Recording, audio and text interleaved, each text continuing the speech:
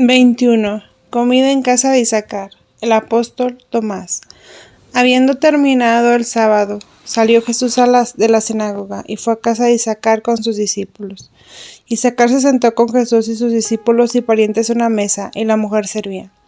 Antes había Jesús sanado a muchos enfermos que se habían reunido delante de la sinagoga y en torno de la casa de Isaacar. Era ya de noche y se iluminaba con antorchas. Algunos discípulos con otros invitados comían en otra sala. Estaban entre otros Judas Iscariote, Bartolomé y Tomás, con un hermano suyo y un hermanastro. Tenía otros 2 hermanastros. Habían venido desde Apeque a 7 horas y se albergaban aquí donde Tomás era muy conocido por sus negocios. Tomás no había hablado aún con sus discípulos, sino solo con los conocidos que tenía entre los discípulos. Era lo contrario de ser insinuante o entrometido. También Santiago el menor había venido desde Cafarnaúm para el sábado, y otro Natanael, hijo de la viuda Ana, una hija de Cleofás, que vive ahora junto a Marta en Betania. Era el menor de sus hijos ocupados en la pescadería de los Zebedeos. Tenía unos 20 años de edad, manso y amable, y tenía mucho carácter de Juan el Evangelista. Había sido educado en la casa de su abuelo Cleofás, y lo llamaban el pequeño Cleofás, para distinguirlo del otro Natanael. He oído esto cuando el sábado Jesús dijo: llámame al pequeño Cleofás, es decir, Cleofás el menor. En esta comida sirvieron aves, pescados, miel y panes. Había muchas tórtolas, palomas y pájaros de varios colores, que corren como las gallinas de nuestras casas, y que he visto volar hacia los valles hermosos de Jezreel. En la comida habló Jesús de María, que había estado aquí en su viaje y que los padres le habían contado con frecuencia, ponderando cuán joven, hermosa y piadosa era. De José también hablaron como un hombre de cierta edad. Esperaban tener descendencia de Dios.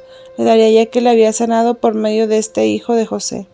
Ignoraba Isaacar la procedencia divina de Jesús. Todos los discípulos se albergaron aquí en casa de Isaacar. Había espaciosas galerías en torno a la casa, que fueron divididas para preparar los albergues para todos. En Dotán hay muy buenas gentes y también malas. Me parece que se puede comparar esta ciudad de edificación antigua con Colonia, en comparación de otras ciudades de Alemania. Cuando a la mañana siguiente Jesús caminó en torno de la ciudad con sus discípulos, se acercó Tomás y pidió ser recibido en el número de discípulos. Dijo que quería hacer lo que Jesús le mandara, que quería seguirle, que estaba convencido por lo que había visto y oído, que era en verdad lo que Juan había anunciado de él y de su misión. Pedía le dejase tomar parte de su reino. Jesús le dijo que lo conocía y sabía que él vendría a ser su discípulo. Tomás no quería aceptar eso. Decía que no había pensado antes en ello, que no era amigo del apartamiento y que recién ahora se había decidido por haberse convencido por sus milagros. Jesús le dijo: tú hablas como Natanael, te tienes por sabio y hablas neciamente. ¿Acaso el jardinero no conoce sus árboles y el viñatero sus viñas? Y diciendo él, Jesús: edificar y plantar un viñedo, ¿no habría de conocer a los trabajadores que enviaría a su viña? Habló también de la cosecha de higos de una espina. 22. Mensajeros de Juan Bautista. 2 discípulos del Bautista enviados por él a Jesús, que habían oído su predicación en la montaña de Meros y visto sus milagros, hablaron con Jesús y regresaron a Macherús. Pertenecían a los discípulos que se establecieron ahí y habían sido catequizados por Juan antes de su prisión. Eran muy partidarios de Juan y como no habían visto aún las maravillas de Jesús, Juan los enviaba para que tuviesen ocasión de comprobar la verdad de lo que les había dicho de Jesús. Les enviaba a decir a Jesús que se manifestase claramente, diciendo quién era y que fundase su reino sobre la tierra. Ellos dijeron a Jesús que estaban convencidos de todo lo que predicaba y del anuncio de Juan sobre él. Preguntaban si no vendría pronto a librar a Juan de la cárcel. Añadían que Juan confiaba en ser librado por él de su prisión y deseaba que fundase su reino y así pudiese dejar libre a su maestro. Decían que esta liberación de Juan sería una maravilla más útil que todas las que habían obrado en favor de los enfermos. Jesús les dijo que él sabía que Juan deseaba verse libre de la cárcel, que pronto sería librado, pero que Juan no creía que él iría a librarlo de la prisión, puesto que Juan había preparado su camino. Le dijo que se referían a Juan los que habían visto y le dijesen que él cumpliría toda su misión. No sé si Juan sabía que Jesús sería crucificado y que su reino no sería terrenal, Me parece que también él creía que Jesús lograría convertir al pueblo, librándolo de la dominación extranjera, fundar el reino santo sobre la tierra. Hacia el mediodía fue Jesús con sus discípulos a la ciudad y a la casa de Isaacar, donde se había reunido mucha gente, y estaban los servidores y la mujer ocupados en los preparativos para la comida. Caminando por la parte posterior de la casa de Isaacar, se llega a un hermoso lugar donde hay un pozo muy bueno, rodeado de edificaciones. A este pozo lo tienen por sagrado puesto que Eliseo lo había bendecido. Se había levantado un hermoso sitial para la enseñanza ahí. Habían cercado el lugar, rodeándolo de árboles con sombra. Había mucha gente reunida para oír la predicación de Jesús. Se acostumbraba durante el año, especialmente en la fiesta de Pentecostés, tener públicas enseñanzas aquí. Se habían colocado bancos largos, arreglados sitios para cocinar y terrazas para atender a las caravanas de viajeros que venían a las fiestas de Pascua en Jerusalén. La casa de Isaacar, que estaba más cerca, tenía el encargo de vigilar el pozo y este lugar con los arreglos que se habían hecho ahí. Tenía Isaacar una especie de casa de almacenaje para los viajeros. Las caravanas descargaban sus mercaderías y se enviaban a otras partes, de modo que a menudo se albergaban aquí. Comían y descansaban muchos viajeros, sin que fuese en realidad una hospedería. Un negocio semejante he visto que tenía el padre de la novia de Caná de Galilea. El hermoso pozo tenía el inconveniente de que el agua estaba muy profunda y costaba trabajo sacarla con bombas. El agua corría por canales diversos que estaban en torno. 23. Los fariseos y saduceos se irritan contra Jesús. En torno del pozo se había reunido mucha gente por invitación de Jesús y de Isaacar. Jesús habló al pueblo del cumplimiento de la promesa, de la proximidad del reino, de la penitencia, de la conversión y cómo se debe pedir la misericordia de Dios para recibir la gracia y los milagros. Habló de Eliseo que habría enseñado aquí y cómo los sirios que habían querido prenderlo fueron heridos de ceguera. Eliseo los llevó de este modo a Samaria, los entregó en manos de los enemigos y los hizo servir y alimentar por ellos, no permitiendo que los eliminasen. Como luego les devolvió la vista y los condujo de nuevo al rey que los había enviado a prenderle.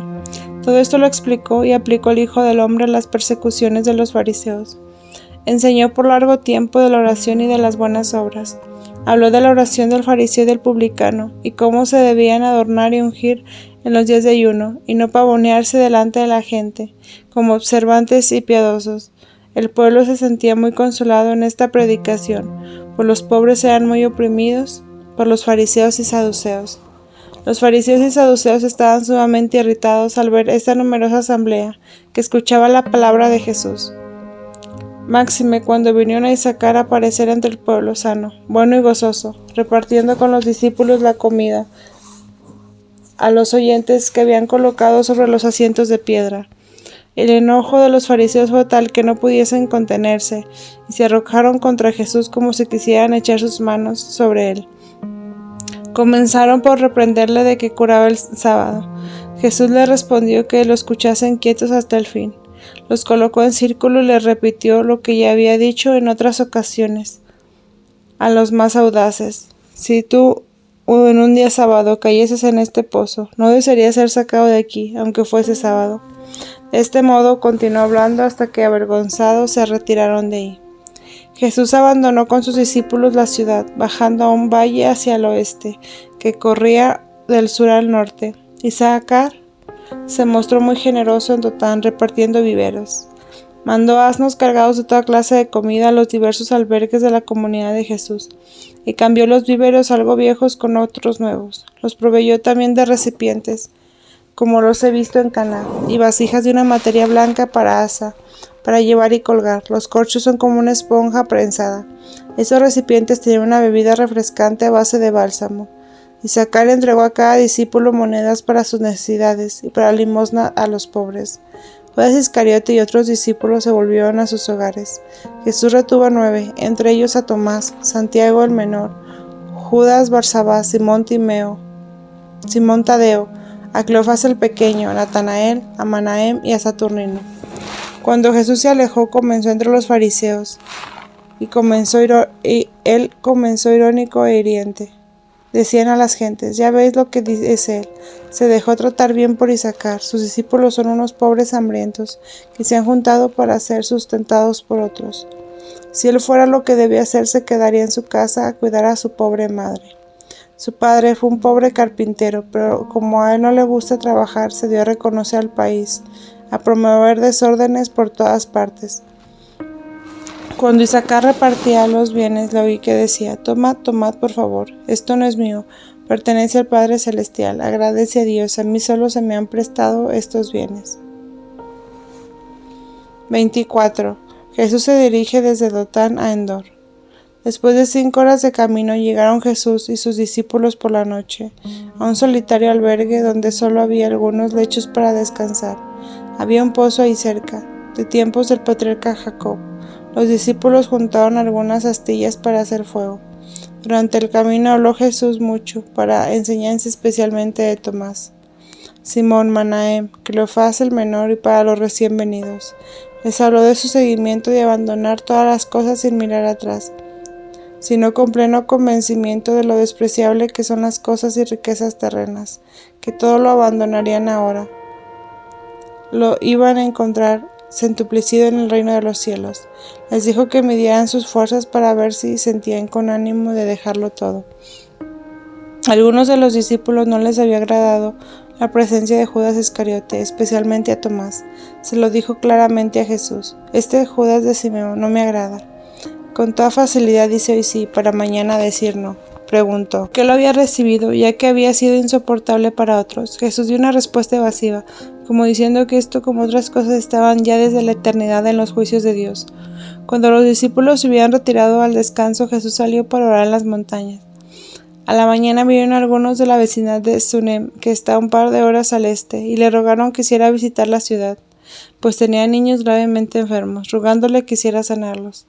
Ya le habían esperado otras veces. Jesús contestó que por ahora no podía ir, porque otros lo esperaban, que les enviaría algunos discípulos. La gente replicó que no tenía confianza en ellos, que ya habían estado otros con ellos y no habían podido sanarlos. Le rogaba viniese él mismo. Jesús les dijo que tuviesen paciencia por el momento, y se despidieron de él. Jesús se dirigió con los suyos a Endor. En el camino de Dotán a Endor se encuentran 2 pozos de Jacob, en los cuales solían abreviar sus ganados. Por este motivo tenían frecuentes disputas con los amorritas. En Jezreel, cerca de Endor, tenía Lázaro una posesión. Joaquín y Ana tenían un campo hacia el noreste de Endor, a donde Ana acompañó a María en su camino a Belén. De este campo fue el asnillo que le dieron a José y que precedía libre a José y a María en su camino. Joaquín tenía un campo del otro lado del Jordán, hacia el desierto, en el bosque de Efraín, no lejos de Gazer. Ahí se había ocultado Joaquín para orar cuando salía tan triste del templo de Jerusalén. Él recibió la orden de marchar a Jerusalén, donde encontró a Ana en la puerta dorada. Jesús quedó delante de Endor en una hilera de casas y enseñó. A ruego de varios entraba en las casas para sanar a los enfermos, algunos de los cuales se había traído desde Endor. Había entre ellos algunos paganos que se mantenían algo alejados. Un pagano de Endor se acercó a Jesús con un niño de 7 años que tenía un demonio mudo tan fiero que a veces debían atar a la criatura. Cuando el hombre se acercó, el niño se enfureció, se soltó de las manos del padre y se ocultó en una cueva en la montaña. El padre se hincó delante del Señor y le expuso su miseria. Jesús se dirigió a la cueva y mandó al niño que se presentase. Vino muy humilde y se echó a sus pies de Jesús, que le impuso las manos y mandó al demonio que saliese de él. El niño cayó como en desmayo, y salió el diablo de él en forma de un oscuro vapor. Se levantó entonces el niño y corrió a su padre hablándole. El padre lo abrazó y ambos se hincaron delante de Jesús, dando gracias. Jesús amonestó al padre y le dijo que ambos fuesen a Ainón y se dejasen bautizar.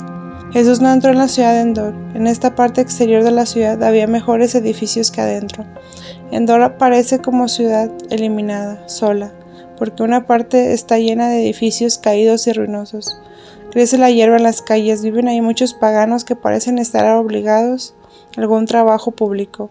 Los pocos judíos ricos que hay miran a través de sus ventanas y vuelven a la cabeza como si temieran le robasen por detrás de su oro y sus riquezas. Desde aquí se dirigió Jesús hacia el noreste, como a 2 horas de camino, a un valle que corre desde Esdrelón al Jordán, por la parte norte de las montañas de Gelboe. En este valle está sobre una montaña, como una isla, la ciudad de Abes, rodeada de jardines y alamedas. Un río corre adelante, al este en el valle. Hay un pozo hermoso que llaman de Saúl. porque había estado herido este rey. Jesús no entró en la ciudad, sino que anduvo por la parte norte en la ladera de la montaña, hasta una hilera de la casa entre jardines, huertos y campos cultivados, donde había montones de haces de trigo. Jesús entró en un albergue donde lo esperaban parientes de edad, hombres y mujeres. Le lavaron los pies y le ofrecieron un hospedaje sincero y de corazón. Eran 15, 9 hombres y 6 mujeres. Le habían avisado de antemano que quería reunirse con él en este lugar. Algunos tenían hijos y criados consigo. Casi todos eran de edad, parientes de Ana, por Joaquín o por José. Era uno el medio hermano de José y habita en el hermoso valle de Zabulón. El otro era el padre de la novia de Caná. Otros eran parientes de Ana, de Séforis, donde había Jesús sanado a un niño ciego, de uno de ellos en su última estada en Nazaret. Todos habían llegado montados en asnos para tener el gusto de ver y de hablar con Jesús. Expresaron el deseo de que se estableciese en un lugar fijo, para no tener que estar expuesto a las incomodidades de sus continuos viajes. Se ofrecían a buscarle un lugar tranquilo, donde pudiese enseñar y donde no molestasen a los fariseos. Les pintaron con vivos colores el peligro que se exponía, porque los fariseos y otras sectas estaban muy irritados con su predicación. Reconocemos, decían, tus obras maravillosas, pero eres tú una morada fija donde pueda enseñar en paz, para que no estemos siempre inquietos por tu causa. Empezaron a nombrar varios lugares más apropiados. Todo esto lo hacían llenos de amor y sencillez por amor de Jesús. Estaban preocupados por las malignas cosas que oían sobre Jesús. Jesús les contestó con fuerza, aunque lleno de amor, muy diferente a lo que hablaban en el pueblo y aún con los discípulos. Les dijo con claridad que se cumplían los tiempos de la promesa y que él debía cumplir la voluntad de su Padre, que está en los cielos. Dijo que no había venido para descansar, ni para algunos solamente, ni para sus parientes, sino para todos los hombres. Añadió que el amor no puede estarse quieto. Quien desea ayudar a los necesitados debe buscarlos. Las comodidades de esta vida no le interesan, que su reino no era de este mundo. Se dio mucho trabajo para explicar a estas buenas gentes, que lo admiraban cada vez más y que comprendieron algo mejor. El amor que le tenían y su admiración creció. Paseó por alguno de ellos por las montañas y a la sombra de los árboles les enseñaba y consolaba. Luego habló de nuevo con todos juntos. De este modo pasó todo el día. Después, todos juntos tomaron una cena muy parca de pan, miel y frutas secas que había traído consigo. La misma noche le trajeron los discípulos un joven hijo del maestro de Endor. Era un estudiante que quería ser maestro en una de las escuelas del lugar. Pidió a Jesús le recibiese como discípulo porque había estudiado. Podía ser empleado enseguida en algo, así que le pidió una ocupación. Jesús le dijo que esto no podía ser, que la ciencia que él buscaba era de otra clase, y que por lo demás estaba muy apegado a la tierra. Esto diciendo lo desechó como discípulo. Al día siguiente, hacia el mediodía, partieron los parientes hacia el monte Tabor, donde se dividían en diversas direcciones. Jesús había conseguido consolar, fortalecer y convencer a todos esos buenos y ancianos parientes. No habían entendido todo, pero se aquietaron y partieron convencidos de que habían oído palabras divinas, que obraba bien haciendo así, y que conocía su misión mejor de lo que ellos entendían. Más conmovedor aún el encuentro fue la despedida entre lágrimas de ternura y con tierna conmoción se despedían, con sonrisas, lágrimas y señales con la mano. Montados ya en sus asnos se saludaban. Algunos marchaban a pie, con largos bastones de camino y los vestidos ceñidos. Iban en dirección del valle. Jesús y los suyos los acompañó un trecho, después de haberles ayudado a empaquetar la ropa y a subir los asnos. 25. Jesús en Abés, en Dabat, junto al Tabor. Jesús partió con los suyos atravesando el valle, a un cuarto de hora al este de Abés, y se dirigió a un hermoso pozo donde varias mujeres sacaban agua. Cuando lo vieron, algunas se fueron presurosas a las casas vecinas de Abés, y pronto acudieron varios hombres y mujeres al encuentro de Jesús. Traían vasos tales con pan y pequeñas frutas en cestos, lavaban los pies y dieron una reflexión a Jesús y a los discípulos. Como se reunieron otros más, Jesús comenzó a enseñar ahí mismo. Luego lo llevaron a la ciudad, donde le salieron al encuentro, de todas las casas y ángulos de las calles, muchos niños, niñas y jovencitos, con coronas de flores, bandas con inscripciones, y lo fueron acompañando. A los discípulos les pareció molesta la presencia de tantos niños y quisieron alejarlos de ahí. Pero Jesús los vio y les dijo: «Id vosotros más atrás y dejad a los niños venir adelante». Entonces los niños se agolparon a su alrededor. Jesús abrazaba a unos, acercaba a otros y bendecía a todos. Los padres y las madres miraban desde las puertas de sus casas, desde las galerías. Jesús entró en la sinagoga y enseñó. Por la tarde sanó a algunos enfermos en las casas donde entró. Hubo una gran comida en una de las chozas que aún había quedado. Tomaron parte de la cena muchos de la ciudad. El discípulo Tomás partió de Endor para Peque. Aquí en Abés le he visto que algunas mujeres con flujo de sangre venían calladas y veladas. Se acercaban a Jesús, tocaban el ruedo con sus vestidos y se sentían sanas. En las ciudades grandes no se permitían a tales enfermas acercarse. En las pequeñas poblaciones esto no era tan estricto. Llegó en esto el mensajero de Caná. El príncipe de la ciudad le rogaba que acudiese enseguida, porque su hijo estaba gravemente enfermo. Jesús le dijo que se tranquilizase y esperase un poco. Vinieron 2 mensajeros judíos de Cafarnaúm, enviados por el hombre pagano que había rogado a sus discípulos en favor de su criado enfermo. Pedía con instancia a Jesús: quisiera venir a Cafarnaúm porque el criado estaba por irse. Jesús le dijo que quería su tiempo, porque por ahora el criado no se iría. Esos mensajeros se quedaron para escuchar su enseñanza. Los habitantes de Abés eran de su mayor parte gileditas de Jabes, en tiempos del sacerdote Elí. Se habían estado y establecido a raíz de una disputa entre los habitantes de Gilead, que fue zanjada por el juez entonces. Radicándose aquí estos habitantes, junto al pozo de Abés, fue herido Saúl y partió a la altura más al sur. Por eso lo llaman el pozo de Saúl. Las gentes son de mediana complexión y viven la mayor parte de ellas a hacer canastos y esternas de juncos y de mimbres, que se producen en abundancia en los lugares pantanosos de la región. Hacen viviendas ligeras de mimbres y juncos que se pueden recoger, y se ocupan también de cultivar los campos y criar animales en sus praderas. 26. Saúl y la pitonisa de Endor. Los israelitas estaban delante de Endor, junto a Jezreel, mientras los filisteos salían de Sunem contra ellos. La batalla había comenzado cuando Saúl, con 2 hombres, vestidos a modo de profetas, se dirigió por la noche a casa de la pitonisa de Endor. Esta vivía fuera de la ciudad en una vivienda ruinosa. Era una mujer despreciable que no tenía medios de vida, aunque no era aún vieja. Su marido solía viajar con canastos sobre los hombros, donde tenía muñecas y otros artefactos, y se ocupaba de juegos de prestigio y de magia entre soldados y gente de mal vivir. Cuando Saúl llegó a casa de la pitonisa estaba casi desesperado. Ella se negaba a satisfacer su pedido porque pensaba que sería acusada ante Saúl, que perseguía a las brujas y magas. Saúl le juró con toda formalidad que no le sucedería nada de malo. Entonces la maga lo sacó de su habitación, que estaba bien ordenada, y lo llevó al sótano. Saúl pedía que se le evocara la sombra de Samuel. La bruja comenzó por dibujar un círculo en torno de Saúl y sus acompañantes. Escribió letras y signos en torno del círculo, y con lana de color hizo diversas figuras alrededor de Saúl. Estaba de frente a Saúl y tenía otra pieza al lado. Delante de ella había un vaso de agua en el suelo, y en las manos manejaba unas placas como espejos sobre las aguas. Pronunció palabras y clamó algunas veces en voz alta, y le dijo a Saúl, a través de los cuales hilos de lana había cruzado, tenía que mirar. De este modo, por arte del demonio, solía mirar acciones, guerras, batallas, personas, y así quería formar delante de Saúl una imagen de Samuel. Cuando empero comenzó su artificio, vio de pronto ella misma una aparición delante, y asustándose dejó caer los espejos sobre el recipiente de agua. Y gritó como fuera de sí: «Me has engañado, tú eres Saúl». Entonces le dijo Saúl que no temiera y preguntó qué venía. Ella respondió: «Veo que se levantan santos de la tierra». Como Saúl no veía nada, preguntó cómo eran estos santos. La mujer estaba en extremo asustada y dijo: «Veo un anciano con vestiduras sacerdotales». Hízole adelantarse a Saúl y ella huyó en la caverna. Saúl en ese momento vio a Samuel y se echó de bruces al suelo.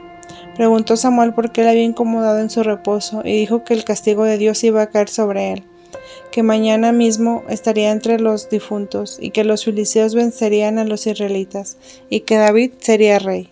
Después de oír esto, Saúl quedó postrado en tierra, como difunto.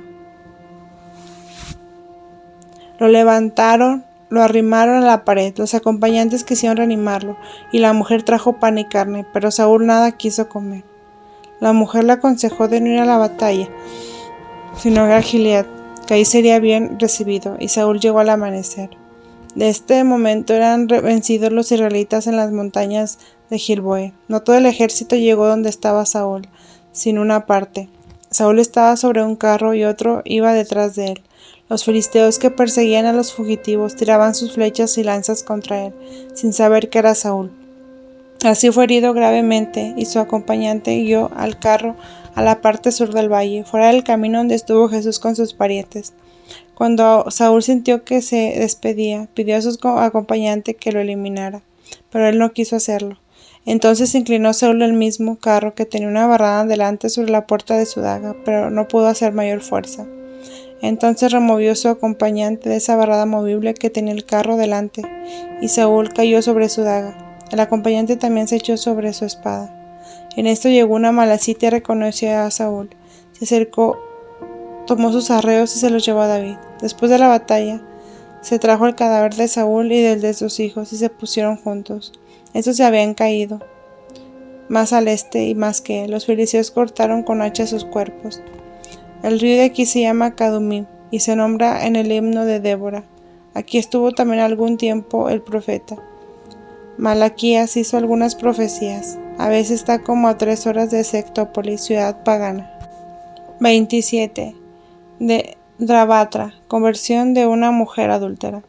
Desde el pozo anduvo Jesús todavía un trecho hacia el este, y luego torció al norte.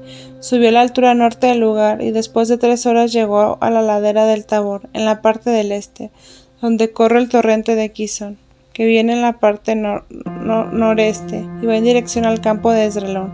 Aquí se encuentra la ciudad de Drabata, en un barranco de la primera terraza del Tabor, mirando a la altura de Sarón, en dirección donde el Jordán sale del mar de Galilea. Jesús se quedó fuera de la ciudad, de un albergue, y al día siguiente entró en la ciudad, donde se agolparon muchas gentes en torno suyo. Sanó a algunos enfermos, pues aquí no hay muchos, por ser al aire sano y saludable. La ciudad está bien edificada. Recuerdo una casa de ahí. Tenía un amplio patio y columnas con escaleras para subir sobre la terraza de la casa.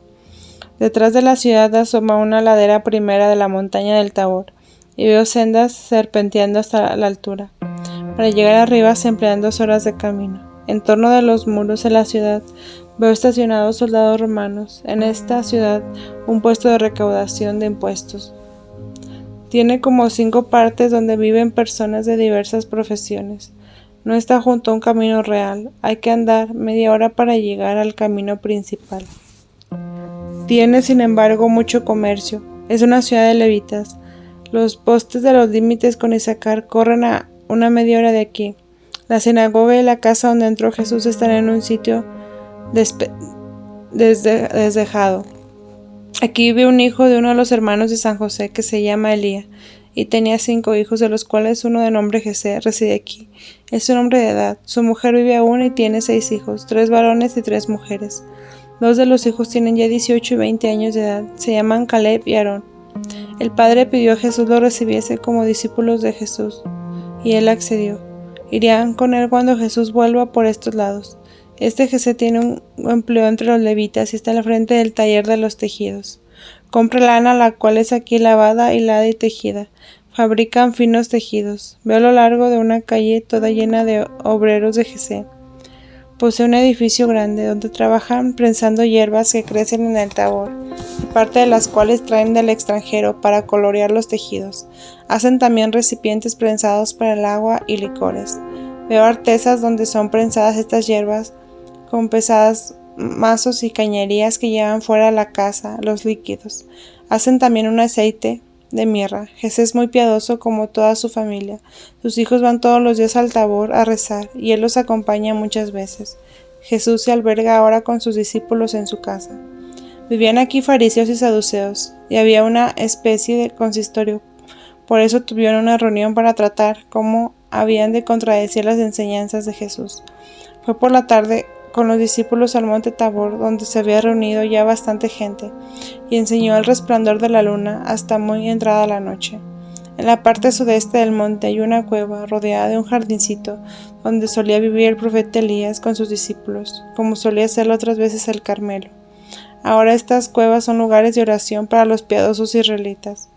En la parte norte de la montaña hay un lugar llamado Tabor, que da nombre de la montaña, y al oeste, y a una hora de camino hay otro poblado fortificado. La ciudad de Chazalot está en el valle, en la parte sur del monte, al norte de Naim y mirando a la Peque. Es la parte más saliente de Zabulón en esta región. He oído también otro nombre y he visto que en este lugar vivieron parientes de Jesús, como una hermana de Santa Isabel llamada Rode, como la criada de María Marcos. Esta Rode tenía 3 hijas y 2 hijos. Una de estas hijas era una de las viudas amigas de María, que tenía sus 2 hijos entre los discípulos de Jesús. Uno de los hijos de esta Rode se casó con Maroni. Cuando murió el marido, se casó con una viuda sin hijos, según la ley, con Eliud, sobrino de Santa Ana. Tuvo por hijo a Marcial y se retiró a vivir a Naib. Viuda por segunda vez es viuda de Naib, cuyo hijo Marcial resucitó Jesús. Jesús enseñó delante de la sinagoga. Habían traído a muchos enfermos de otros lados, y los fariseos estaban muy contrariados. De esta ciudad de Rabata vivía una mujer rica, llamada Noemí, que había sido infiel a su marido, el cual se fue disgustado. Ahora vivía con el jefe de negociantes, el cual había prometido casamiento y había engañado también. Esta mujer había ido a la predicación de Jesús en Dotán y estaba ahora completamente cambiada y arrepentida. Llena de dolor, pedía acercarse a Jesús para obtener perdón y penitencia. Había acudido aquí y buscaba todos los medios de acercarse a Jesús, pero Jesús se apartaba siempre de su encuentro. Era muy conocida en el país y aún respetada, porque no conocía públicamente su mal vivir. Como tratase de todas las maneras de acercarse a Jesús, los fariseos se lo impedían preguntando si no tenía vergüenza de venir aquí. Ella no se dejó vencer por esta resistencia de los fariseos y seguía, llena de dolor, con deseos de hablar a Jesús. Al fin se abrió y pasó entre la gente y se echó a los pies de Jesús, diciendo en alta voz: Señor, hay perdón aún y gracia para mí. Señor, yo no puedo vivir así. Yo he pecado gravemente contra mi marido. He engañado también al hombre que ahora está al frente de mi casa. De este modo confesó sus culpas delante de todos los presentes. En verdad no lo oían todos, porque Jesús se había apartado algún tanto y había mucho ruido que hacían los fariseos, que se habían adelantado entre la multitud. Cuando Jesús le dijo: Levántate, tus pecados te son perdonados, ella pidió penitencia. Jesús la despidió para otra ocasión. Al punto ella se despojó ahí mismo de todas sus joyas, alhajas, anillos, brazaletes, perlas y piedras preciosas que llevaba, y las entregó a los fariseos, para que las distribuyeran entre los pobres. Luego bajó el velo sobre su rostro. Entró Jesús en la sinagoga donde enseñó, porque había comenzado el sábado. Los fariseos y saduceos irritados lo siguieron. Se leyó en la sinagoga de Jacob y de Esaú, y de Malaquías. Jesús explicó el nacimiento de Esaú y de Jacob al tiempo presente. Esaú y Jacob peleaban ya en el seno de su madre, ahora lo hacen en la sinagoga, y los hombres piadosos. La ley dura y agreste nació antes como Esaú, pero vende su derecho de primogénito con un plato de lentejas, por el gusto de pequeñas observancias, usos y costumbres exteriores. A Jacob, que recibe la bendición y la herencia, se hace un gran pueblo, de modo que el mismo Esaú tiene que servir a Jacob.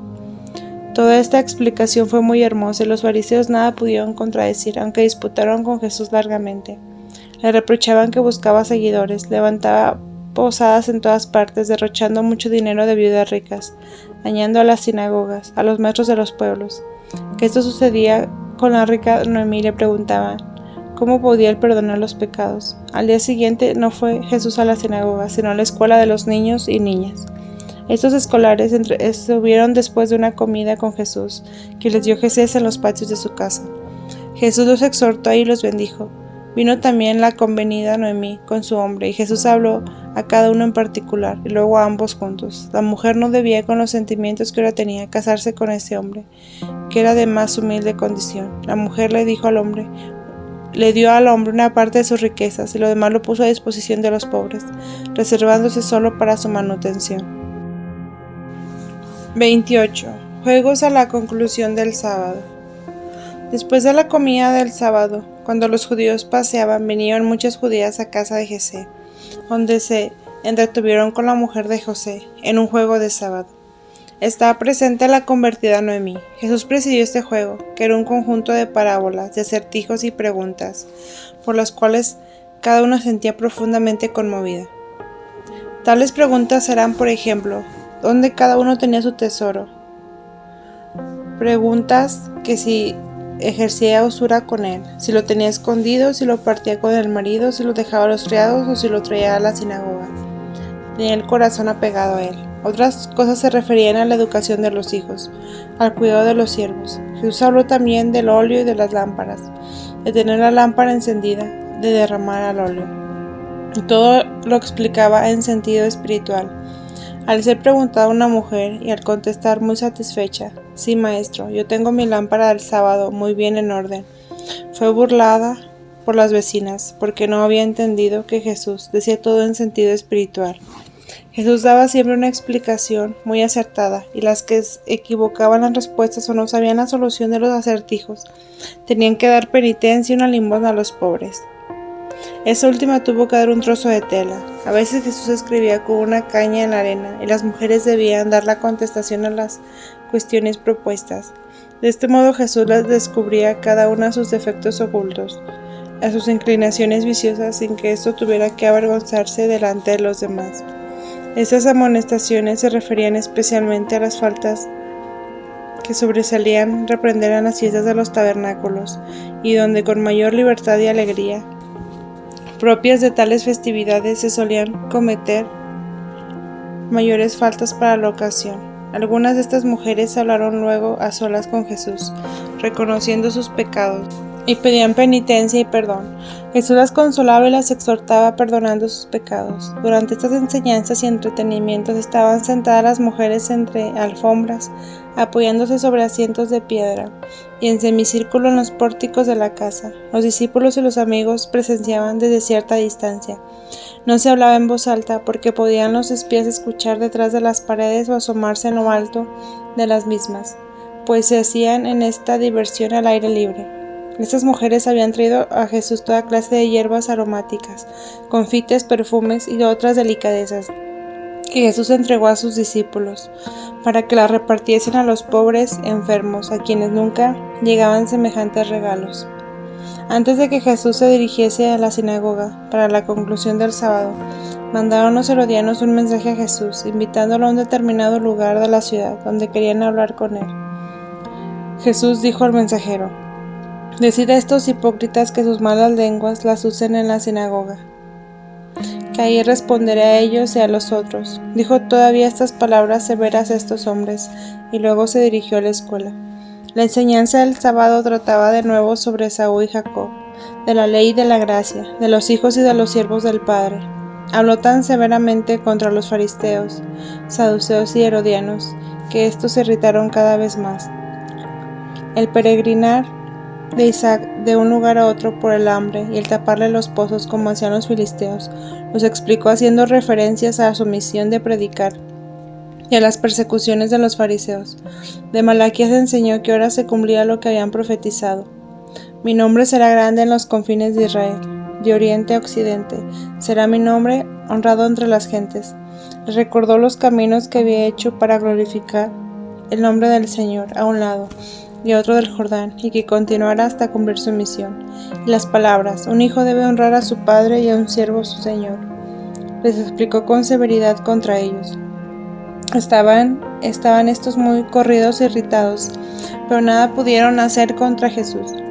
Cuando la gente salió de la sinagoga y Jesús y los discípulos se disponían también a salir, los fariseos le cerraron el camino en un corredor. Lo rodearon ahí y le dijeron que debía oír lo que dirían, que no debía decir estas cosas al pueblo. Hicieron toda clase de preguntas capciosas, especialmente con respecto a los romanos que ahí tenían en su cuartel.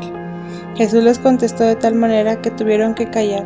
Cuando finalmente quisieron, primero con adulaciones y luego con amenazas, imponerle que dejase de andar a sus discípulos de un lado a otro, dejar de sanar enfermos, de enseñar, pues de otro modo lo acusarían como perturbador del orden y revolucionario, les contestó Jesús: «Donde yo vaya encontraréis siempre a mis discípulos, a los enfermos y a los ignorantes, a los pecadores, a los pobres, a los que vosotros culpablemente dejan pobres e ignorantes». Como nada pudieron hallar contra él, dejaron la sinagoga y se mostraron aparentemente corteses, aunque internamente estaban llenos de rabia y de encono. 29. El pagano Cirino de Chipre. Desde la escuela se fue Jesús al anochecer con los discípulos y las gentes que le habían esperado hacia el monte Tabor. Allí estaban reunidos otros más y algunos parientes. Él se sentó en el monte y abajo a sus pies estaban los oyentes. En la parte sentados y otra parte echados al suelo. En una noche clara de luna. Enseñó allí muy avanzada la noche. Solía hacer esto con grupos de personas mejor dispuestas. Después de un día de intenso trabajo, el silencio nocturno, la quietud de la hora hacen que los hombres estén menos distraídos. A la vista del cielo, las estrellas y el frescor del aire mantienen los ánimos mejor dispuestos. Oyen su voz más claramente, confiesan más fácilmente sus culpas, no se avergüenzan tanto. Llevan las enseñanzas a casa sin distracciones, piensan sobre las cosas oídas. Esto sucedía en esta región hermosa del Tabor, con la extensa vista del panorama y por ser este monte venerado en especial modo, por haber estado ahí los profetas Elías y Malaquías. Cuando Jesús finalmente se dirigía al albergue, esa noche se le acercó el camino a un comerciante pagano, venido de Chipre, que había oído su predicación en el monte. Vivía este hombre en el conjunto de casas que eran de Jesé, porque tenía negocios con éste en especias y jugos de hierbas aromáticas. Por modestia se había mantenido hasta entonces retirado. Ahora lo tomó Jesús aparte en una sala de la casa, y habló con él a solas, como con Nicodemus. Le informó de todas las cosas y le contestó todas las preguntas que en el extranjero le hizo con mucho interés y humildad. Este pagano, hombre sabio y noble, se llamaba Cirino. Hablaba de estas cosas con mucho conocimiento y recibía las enseñanzas de Jesús con indecible humildad y contento. Jesús por su parte se mostró muy amable y lleno de confianza con él. Cirino confesó que ese tiempo había reconocido la inutilidad del culto de los llamados dioses y que había deseado profesar la religión judaica, que había una cosa que le producía repugnancia extrema, la circuncisión. Preguntaba si no era posible sin la circuncisión llegar a la salud. Jesús habló sobre el sentido oculto de esta ceremonia y le dijo que él debía circuncidar sus sentidos y sus malas pasiones, y que sin la circuncisión bastaba que fuese a Cafarnaúm para recibir el bautismo, que circuncisase la lengua y su corazón en lugar de su carne. Preguntó entonces Cirino por qué no enseñaba esto clara y públicamente. Le parecía, añadió, que muchos paganos se convertirían al saber esto. Jesús le respondió que si decía esto al pueblo ciego, ahora lo eliminarían, que había de tener consideración con los flacos y no escandalizarlos. Añadió que podía suscitarse diversas sectas y que por lo demás para algunos paganos era esto un sacrificio saludable. Por otra parte, como había llegado a tiempo del cumplimiento de la promesa, se había cumplido el pacto de la circuncisión de la carne y era tiempo de la circuncisión del corazón del espíritu, en lugar de la antigua de la carne. El hombre preguntó sobre la extensión y valor del bautismo de Juan, y Jesús satisfació sus preguntas. Cirino habló de muchas personas que en Chipre desean ver a Jesús y se lamentaba de que dos de sus hijos, cuyas virtudes alabó, fuesen tan enemigas de los judíos. Jesús lo consoló sobre esto diciendo que sus dos hijos serían más tarde buenos trabajadores de la viña del Señor, cuando llegase el tiempo. Se llamaban, creo, Aristarco y Trófimo, y me parece que fueron más tarde discípulos del Señor o de los apóstoles. Esta amable y tierna conversación se extendió hasta las horas de la mañana. He visto que Jesé tenía aquí en cuevas excavadas por la parte del sol en la montaña del Tabor unos recipientes donde se preparaban esencias olorosas de hierbas y otras sustancias semejantes. He visto que pasaban los líquidos de estos otros recipientes más bajos y que se cambiaban a veces los unos con los otros. 30. Jesús se dirige a Gichala, lugar de nacimiento de Pablo. Desde Drabata fue Jesús por la tarde con sus discípulos a los campos de Gichala, a 3 horas del noreste y a 1 hora de Betulia. Al principio se encuentra el lugar hacia el este, llamado Japia, y otro poblado llamado al norte del Tabor. Gichala está sobre la altura, aunque más bajo que Betulia. Es una fortaleza de soldados romanos que deben pagar y mantener Herodes. Los judíos viven en otro lado, como a 3/4 de hora. Gichala no tiene parecido con otras ciudades. Veo muchos sitios con cadenas amarradas y postes, como para sujetar caballos, y en torno a la ciudad hay torres con terrazas y muros donde podían guerrear los soldados. Todo esto hace que parezca una ciudad rara. Junto a una de las torres está edificado el templo pagano. Los judíos viven en su poblado en buenas relaciones con los paganos, y los soldados romanos se ocupaban de trabajos de cueros y aperos para los caballos y correajas para los soldados. En parte eran terratenientes y en parte mayordomos de los fértiles campos de estos lugares. Desde aquí hasta Cafarnaúm es la región más fértil de Genesaret. La fortaleza está en la altura, y hay caminos amurallados que conducen hasta allá. La ciudad judía está abierta en la ladera de la montaña, y delante hay un pozo que recibe el agua por canales. Junto a él se sentó Jesús con sus discípulos al llegar a la ciudad. Los habitantes de la ciudad judía celebraban en este modo una fiesta. Chicos y grandes estaban en los jardines y praderas. Los niños de la ciudad pagana habían acudido y se mantenían algo apartados. Cuando Jesús llegó al pozo, se adelantaron los príncipes del pueblo y los escribas y maestros, dieron la bienvenida a Jesús y a sus discípulos. Les lavaron los pies y les ofrecieron alimento. Jesús enseñó junto al pozo sobre la cosecha en parábolas, pues estaban en la segunda cosecha de las uvas de otras frutas. Luego Jesús se dirigió al lugar donde estaban los niños paganos. Habló con sus madres, bendijo a las criaturas y sanó a algunos de ellos enfermos. Celebraban los judíos la conmemoración de la liberación del hombre tirano, fundador de la secta de los saduceos, que había vivido unos 200 años antes. He olvidado su nombre. Era un empleado del Sanedrín de Jerusalén y estaba encargado de guardar y hacer guardar las observancias no escritas en la ley. Había esclavizado a la gente con su excesivo rigor y enseñado que no debían que esperar de Dios ninguna recompensa y que debían hacer todas las cosas como esclavos por obligación. Era natural del lugar. Los habitantes lo recordaban con terror y festejaban el aniversario de su fin. Había otro con él, un tal Sadosh de Samaria, que negaba la resurrección y propagó su doctrina, y había sido discípulo de Antígono. También Sadosh tenía a un samaritano como ayudante. Jesús se albergó en la casa del jefe de la sinagoga con sus discípulos y enseñó en el patio. Trajeron algunos enfermos que sanó, entre ellos una mujer con flujo de sangre. El jefe de la sinagoga era un hombre bueno y sabio de veras. Las gentes tenían aversión a los fariseos y saduceos, y se habían procurado ellos mismos a este maestro. Lo habían hecho viajar por varios lugares hasta Egipto. Jesús habló largamente con este hombre. Se vino a hablar de Juan y de su prisión.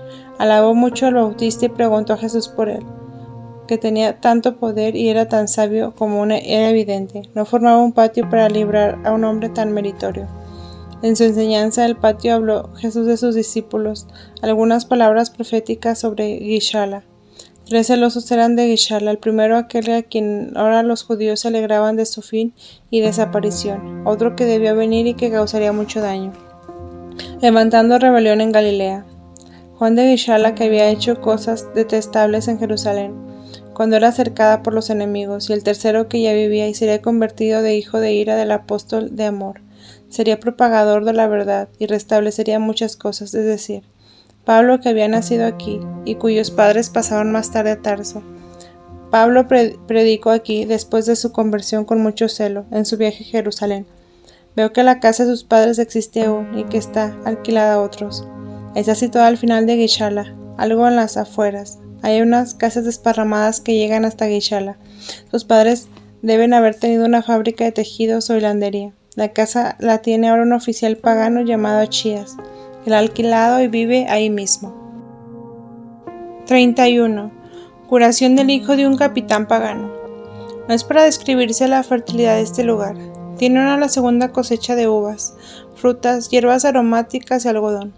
Crece aquí un junco o caña, con hojas grandes abajo y más pequeñas arriba, de la cual destila gota a gota un líquido como azúcar. Los árboles de las cuales nacen frutos que llaman manzanas de los patriarcas, porque ellos lo han traído de los países cálidos de Oriente. Crecen aquí muy bien. Los troncos los suelen juntar a las paredes para que protejan y cubran las mismas como enredaderas, aun cuando el árbol se forma bastante grueso. Hay mucho algodón, campos enteros de hierbas aromáticas y esta planta de la cual se hace un óleo de nardo. Higueras, olivares, viñedos y multitud de melones cubren vastas extensiones de campo. En los caminos hay palmeras, datileros. Grandes cantidades de animales pastorean en las hermosas praderas. Veo también grandes árboles con gruesas nueces, cuya madera es resistente y fuerte. Cuando Jesús caminaba por los campos y praderas donde había personas, se fueron reuniendo otras en torno de Jesús, que les enseñaba con parábolas tomadas de las faenas camperas. Los niños de los paganos que mezclaban bastante con los judíos en los campos de cosecha, aunque estaban vestidos algo diferentes. En la casa natal de Pablo vive ahora el jefe de la guarnición militar romana. Se llama Achías y tiene un hijo enfermo de 7 años, a quien puso el nombre del héroe Jefté. Achías era un hombre bueno, que deseaba ser ayudado por Jesús, pero ninguno quería encargarse de presentarlo a Jesús. Los discípulos estaban esta parte con Jesús y parte desparramados entre los cosechadores, a los cuales contaban cosas de Jesús y le repetían sus enseñanzas. Otros habían ido a Cafarnaúm como mensajeros y otras regiones. Los habitantes no amaban a este jefe porque vivía muy cerca de ellos y hubieran deseado que estuviera más lejos. No eran muy complacientes, ni aun con Jesús se mostraron amables. Hacían su trabajo, oían su enseñanza, pero no demostraban particular interés en ella. El jefe decidió entonces él mismo acercarse a Jesús, aun cuando fuera de lejos. Cuando Jesús acertó a acercarse a él, el hombre se inclinó y dijo: Maestro, no desprecies a tu siervo. Compadécete de mi pobre hijito, que está aquí en casa enfermo. Jesús le dijo: Es conveniente dar primero el pan a los hijos de la casa, antes que partírselo a los extraños. Achías replicó: Señor, yo creo que tú eres el envío de Dios y el cumplimiento de la promesa. Yo creo que tú puedes ayudarme y sabes hacerlo, puesto que tú has dicho que los que creen esto no son extraños, sino hijos. Compadécete, Señor, de mi hijo. Entonces Jesús respondió: Tu fe te ha salvado. Diciendo esto se encaminó a la casa de Pablo, donde vivía Achías. Era una casa menor puesta a las comunes de los judíos, aunque con las mismas dependencias. Delante había un vestíbulo, luego una sala grande, y a muchos lados piezas para dormir separadas por divisiones. Después se llegaba al hogar. En medio de la casa y en alrededor había salas grandes, con bancos de piedra, contra la pared, con tapetes y alfombras. Las ventanas eran altas. Achías llevó a Jesús al centro de la casa, y los criados trajeron al niño en su camilla, delante de Jesús. La mujer de Achías, cubierta con el velo, estaba a cierta distancia, llena de ansiedad y temor reverencial. Achías estaba alegre y llamó a todos los de su casa, que estaban a cierta distancia, curiosos por ver lo que sucedería. El niño era una hermosa criatura de unos 6 años, vestido de camisón de lana, y tenía el cuello una piel que se cruzaba delante del pecho. Estaba mudo y baldado, aunque miraba con ojos inteligentes y llenos de bondad a Jesús. Jesús habló a los padres del llamamiento de los paganos, de la proximidad del reino, de la penitencia, de la entrada a la casa del Padre por medio del bautismo. Luego oró, tomó al niño en sus brazos, lo estrechó contra su pecho, se inclinó hacia él, tocó con sus dedos la lengua, lo puso en tierra y lo llevó a su padre, quien junto con la madre, temblando de emoción, le salió al encuentro, abrazándolo con abundantes lágrimas de contento y gratitud. El niño abrió los brazos y para abrazar a sus padres y dijo: Ah, padre, ah, madre, ya puedo caminar, puedo hablar de nuevo. Jesús le dijo: Tomad al niño, vosotros no sabéis qué tesoro ha dado. Hoy es dado y más tarde será pedido. Los parientes trajeron de nuevo al niño ante Jesús y se echaron a sus pies, dando gracias con lágrimas en los ojos. Jesús bendijo al niño y habló amablemente con él. El jefe pidió a Jesús entrase con él a una pieza y se dignase tomar algún refresco, cosa que hizo con sus discípulos. De pie comieron panes, miel, frutas y bebieron. Jesús habló con Achías y le dijo que fuese a Cafarnaúm para recibir el bautismo, que ahí se podía poner en relación con Zorobabel, cosa que hizo más tarde con todos los suyos. El niño Jefté fue más tarde un celoso discípulo del apóstol Tomás. Estos soldados fueron más tarde los que guardaron el orden en la crucifixión de Jesucristo. En aquella ocasión se los empleó como policía para mantener el orden. Jesús salió de la casa de Achías y habló con los discípulos acerca del niño, diciendo que llevaría mucho fruto y que esta misma casa sería salido uno, Saulo, que un día haría grandes cosas para el reino de Dios. 32. Primera conversión de Magdalena. Desde Gichala no fue Jesús a la vecina Betulia, sino que dejando esta ciudad a la izquierda, entró en el valle y las praderas en dirección a la ciudad de Gabara, al oeste de la montaña, del mismo nombre, mientras que por la parte sudeste se esconde la pequeña población de Jotapata, que es un nido de herodianos. Jotapata dista 1 hora de Gabara, y se camina en torno a la montaña. Esta montaña, la cual llevan unos peldaños cavados en la roca, se levanta como un muro detrás de Gabara. Los habitantes trabajan la lana, que es como seda.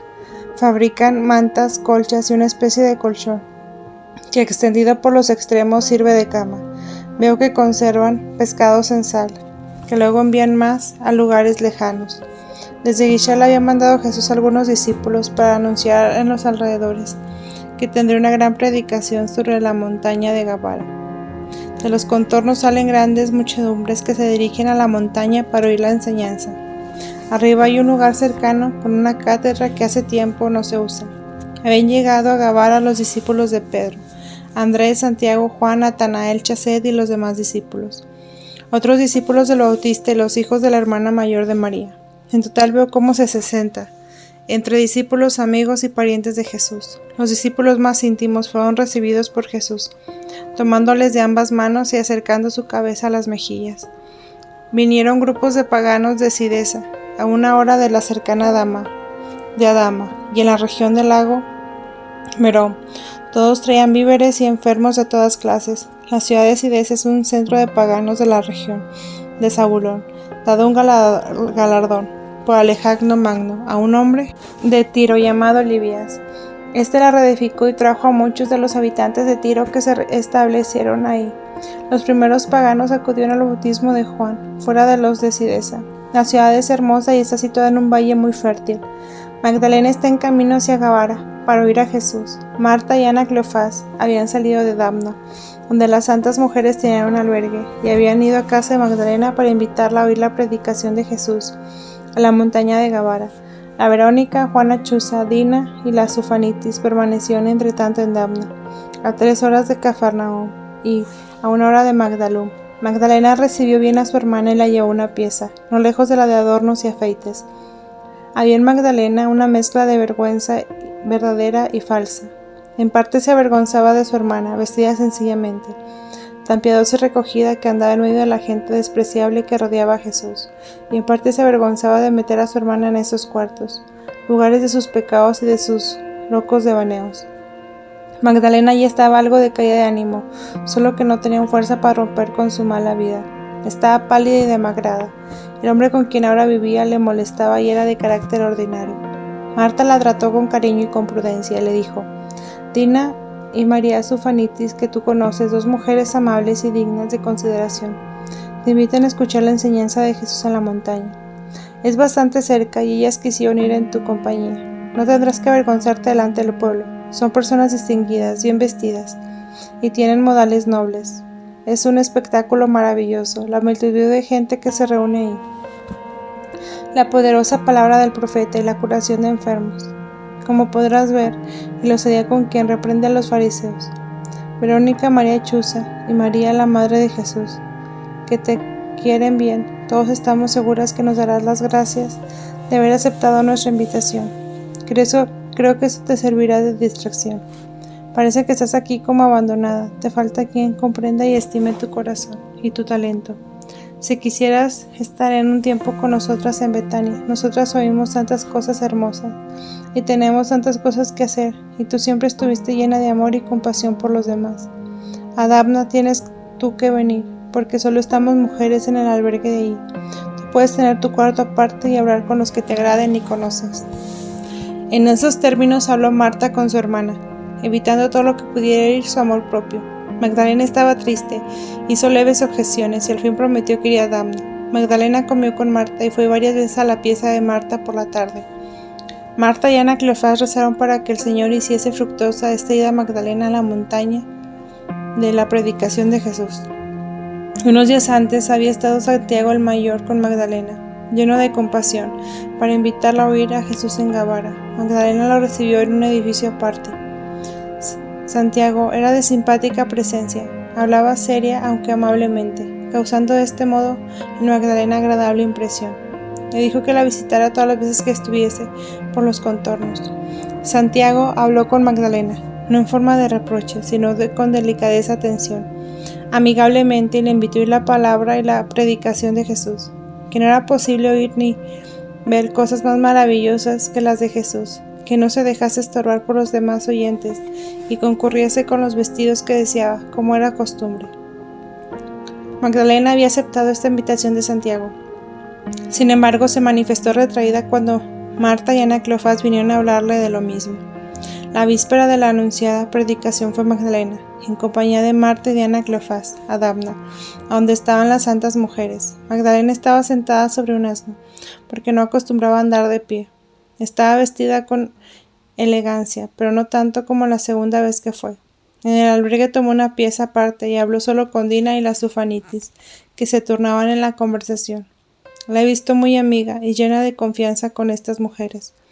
Las convertidas tenían, sin embargo, un modo como si dos amigos de los cuales uno hubiese hecho sacerdote se encuentran después de mucho tiempo. Este retraimiento terminó en lágrimas y en palabras de compasión de unas a otras, y así se dirigieron al pie de la montaña a un albergue.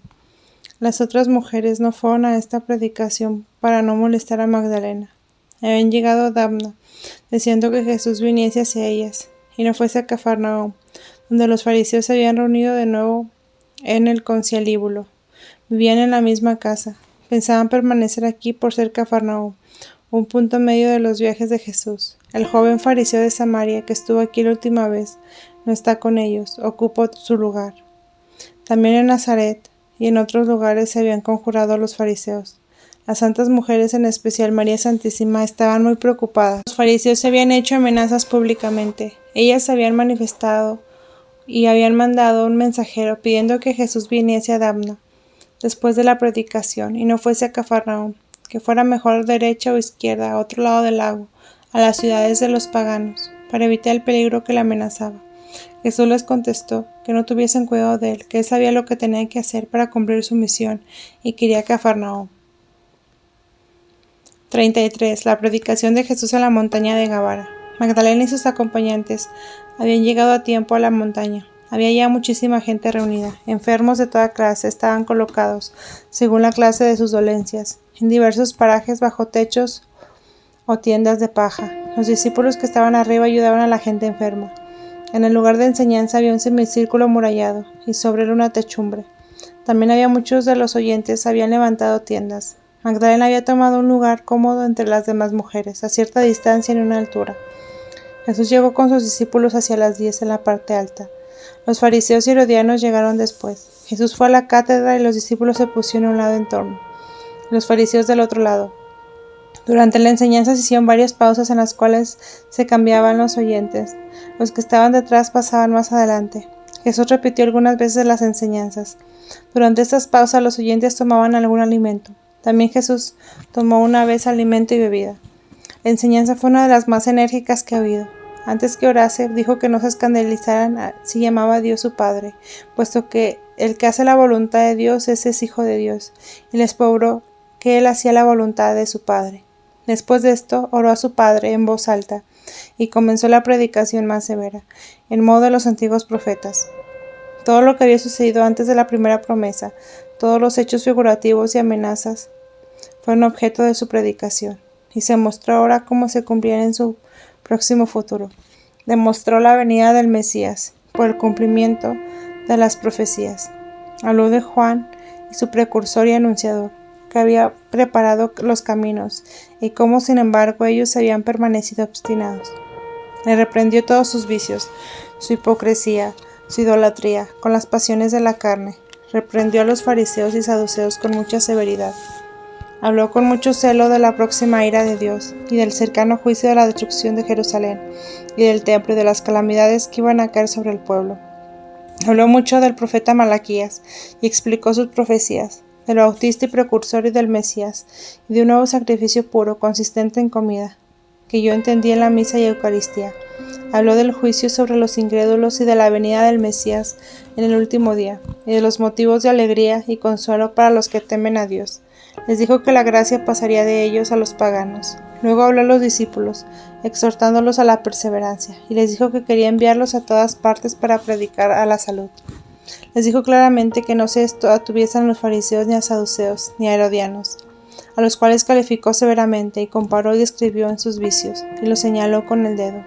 Esto lo irritó más aún, pues nadie quería ser llamado herodiano públicamente. Pertenecían a esta secta secretamente. Jesús lo señaló con el dedo a los oyentes. Como dijera Jesús en esta predicación, que si no recibían la salud, les pasaría algo peor a las ciudades de Sodoma y Gomorra. Se adelantaron los fariseos, en una de las pausas a Jesús, y le preguntaron, y esa montaña, la ciudad y todo el país se hundiría con ellos, o habría algo peor aún. Jesús les dijo: en Sodoma se hundieron todas las piedras, pero no todas las almas, puesto que no conocieron la salud, ni habían tenido la ley ni profetas. Habló de su bajada al infierno en el limbo, según yo lo entendí, para librar a muchas de esas almas. Les dijo en cambio a vosotros: todo ha sido dado, es un pueblo elegido que Dios destinó a ser su pueblo, y habéis tenido el conocimiento de los avisos, y ves el cumplimiento de las promesas. Si ahora desprecias la salud y quedas en la incredulidad, no serán las piedras de las montañas que obedecen al Creador, sino vuestros corazones de piedra, vuestras almas hundidas en lo más profundo del abismo. Esto es mucho peor que lo acontecido a lo de Sodoma. Mientras Jesús por una parte exhortaba tan severamente a la penitencia y a la conversión, amenazando con los castigos de Dios, de pronto se enternecía, y lleno de bondad, invitaba a los pecadores a venir a él, y hasta derramó lágrimas de compasión. Oró para que su Padre moviera los corazones, para que a lo menos viniera a una casa una persona aunque estuviese cargada de toda clase de culpas, y solo salvaba un alma, que partir todo con ella, darlo todo por esa alma y hasta pagar con su propia vida el precio de la salvación. Abrió de pronto sus brazos y a todos y dijo: vengan a mí todos los que están cansados y cargados, vengan a mí pecadores, hagan penitencia, crean y partid del reino conmigo. También hacia los fariseos extendió sus brazos. 34. Sentimientos de la Magdalena. Magdalena estaba al principio sentada entre las mujeres como segura de sí misma, como una dama entre otras de menor cuantía, pero internamente estaba avergonzada y conmovida. Al principio curioseaba en torno de ella la muchedumbre, pero cuando apareció Jesús entre la turba y comenzó a hablar, toda su atención y su mirada se concentró en él. Se conmovió profundamente cuando Jesús habló de la necesidad de la penitencia de los pecados, de las amenazas de castigo. No pudo contenerse, se agitó y comenzó a llorar bajo su velo. Cuando después Jesús se volvió bondadosamente a los pecadores y les suplicó que fuesen a él, muchas personas estaban conmovidas y se notó un movimiento entre las turbas y se acercaron todos a él. También Magdalena y las mujeres, siguiendo su invitación, se acercaron más a él. Cuando Jesús dijo: si solo un alma se acercara a mí, se conmovió tanto Magdalena que estuvo a punto de ir hacia él. Dio un paso adelante, pero las otras la detuvieron para no causar molestia y dijeron: después. Este movimiento no fue notado mucho por los otros, porque todos estaban con los ojos fijos en Jesús. Jesús, en cambio, que sabía lo que sucedía con Magdalena, añadió enseguida, con su bondad, diciendo: si solo una chispa de penitencia por mi predicación en un corazón que haga fruto, ya sea provechoso, para que se acreciente y se avive, yo quiero cuidarlo, hacerlo crecer para llevarlo a mi Padre. Estas palabras tranquilizaron a Magdalena, se sintió penetrada y volvió a sentarse con las otras mujeres.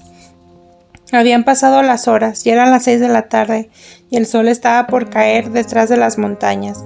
Jesús miraba duramente su predicación hacia el occidente, porque en esa dirección estaba la cátedra. Detrás no había oyentes. Jesús oró de nuevo y bendijo y despidió a las turbas. A los discípulos les dijo que comprasen alimentos y los diesen a los necesitados, y encargó que los que tenían de sobra le cediesen por ruego o compra a los demás, a los pobres, para llevar a sus casas. Parte de los discípulos se ocupó inmediatamente de esta tarea. Los más dieron de buena gana y otros vinieron gustosos. Los discípulos eran conocidos en la región. De este modo fueron los pobres bien provistos y dieron gracias a la bondad del Señor. Los otros discípulos fueron entre tanto con Jesús a donde había muchos enfermos llevados hasta arriba. Los fariseos volvieron a Gabar irritados, conmovidos, admirados y llenos de resentimiento. Simón Zabulón, el jefe, recordó a Jesús que lo habría invitado a comer a su casa. Jesús le dijo que iría. De este modo, bajaron de la montaña mientras unos otros se decían palabras de crítica, de reproches a Jesús, a su enseñanza, para disimular su conmoción que habían sentido durante la predicación de Jesús, y así llegados a la ciudad volvieron a ser los mismos de siempre, confiados en su propia suficiencia y justicia. Magdalena, en cambio, siguió con las mujeres a Jesús y se puso entre las enfermas, como si quisiera ayudarlas. Estaba muy conmovida y la vista de tanta miseria la perturbó más aún. Jesús estuvo largo tiempo ocupado con los hombres, sanando a los enfermos. Era hermoso oír el canto de acción de gracias de los que partían ahí contentos, con la salud recuperada y los aún sus allegados. Cuando Jesús llegó donde estaban las enfermas, fueron alejadas algo Magdalena y las mujeres por la multitud que avanzaba, y por los discípulos que tenían que ayudar. La Magdalena buscaba cada ocasión oportuna para acercarse a Jesús, pero siempre en vano, pues él se apartaba por un motivo o por otro. Jesús curó también a algunos con flujo de sangre, pero fue muy doloroso el cuadro que presentó Magdalena, y a la sufanitis que llenó el corazón de gratuidad del Señor, al que ver que traían a 6 mujeres atadas de 3 en 3 y llevadas por doncellas fuertes, con largas telas y correas delante de Jesús. Estaban poseídas por demonios impuros, que las atormentaban cruelmente. Eran las primeras mujeres endemoniadas que he visto traer públicamente delante de Jesús. Habían sido traídas algunas del otro lado del lago, otras de Samaria y de Genezaret, y algunas eran paganas. Las habían atado para poder traerlas. A veces estaban quietas y silenciosas, y no se dañaban entre sí. Otras veces se ponían furiosas y gritaban. Eran arrojadas de un lado a otro. Estuvieron atadas y apartadas durante la predicación de Jesús, y ahora eran llevadas delante del Señor. Cuando vieron a Jesús y a sus discípulos, hicieron fuerte resistencia, y Satanás las agitaba furiosamente. Gritaban de modo espantoso y se retorcían. Jesús se dirigió a ellas y les mandó callar y estarse sosegadas, y ellas se aquietaron. Luego se acercó a ellas, mandó desatarlas, les dijo que se hincaran, rezó y puso las manos sobre ellas, y ellas cayeron como en breve desmayo. El mal espíritu salió de ellas como un vapor oscuro, y los parientes se acercaron entonces y se las levantaron. Así estuvieron entonces con su velo delante del Señor, se inclinaron hasta el suelo y dieron gracias. Jesús las exhortó a la conversión, a la penitencia y a purificarse, para que el mal no volviese a ellas en forma peor aún. 35. Comida en casa de Simón Zabulón. Anochecía cuando Jesús y sus discípulos bajaron de la montaña y se dirigieron a Gabara, mientras mucha gente iba delante y otros seguían detrás de la misma dirección. Magdalena, sin preocuparse de lo que otros podían pensar, seguía de cerca a Jesús entre los discípulos y las mujeres. Buscaba la ocasión de estar cerca de Jesús. Como esto no le pareció bien a las mujeres, algunas lo advirtieron a un discípulo para que lo dijera a Jesús. Él contestó: «Déjenla andar, que no les pertenece». De este modo llegaron a la ciudad. Cuando Jesús iba a entrar en la casa de Zabulón, vio que el lugar estaba lleno de enfermos y de pobres que pedían su ayuda. Se volvió hacia ellos, los consoló y los sanó. Mientras tanto llegaba Simón con otros fariseos y les dijo que dejase ese trabajo y entrase en la sala de la comida, que ya le esperaban, que ella había trabajado bastante hoy, que guardase otro día. Quiso echar de ahí a los pobres, pero Jesús les replicó: «Estos son mis convidados, a quien él había invitado y quería servir primero». Ya que él había invitado a comer, habían invitado también a ellos, y por eso sería la mesa solo cuando los pobres hubiesen sido servidos. Tuvieron los fariseos que levantarse y mandar traer más mesas para los curiosos, y para los que estaban curados, y para los pobres y a quienes se acomodaron en el patio. Jesús sanó todavía a algunos enfermos, y los discípulos llevaron a la mesa a aquellos que se quisieron quedar. Se encendieron ahí lámparas y se les sirvió en las mesas. Magdalena y las mujeres que habían seguido a Jesús hasta aquí y en los pórticos del patio se encontraron con los demás. Jesús vino más tarde con los suyos a la mesa. De los alimentos mejores mandaba parte a los pobres por medio de los discípulos, que le servían y comían con ellos. Jesús enseñaba durante la comida y los fariseos se trataban en reñida disputa con él. En ese momento la Magdalena, que se había acercado con sus compañeras hasta las mesas, con la cabeza cubierta con el velo, y teniendo en la mano un vaso pequeño de blanco de hierbas aromáticas, se adelantó con pasos rápidos a la mitad de la sala, por detrás de Jesús, y derramó el contenido del frasco sobre su cabeza, y con velo largo, tomándolo con las manos, esparció sobre la cabeza de Jesús el perfume, secándolo de lo superfluo con el velo. Cumplido velozmente este oficio, se retiró la Magdalena, mientras la acalorada disputa quedó interrumpida. Todos quedaron silenciosos, mirando ya a Jesús y a la Magdalena, mientras el aroma del bálsamo llenaba la sala.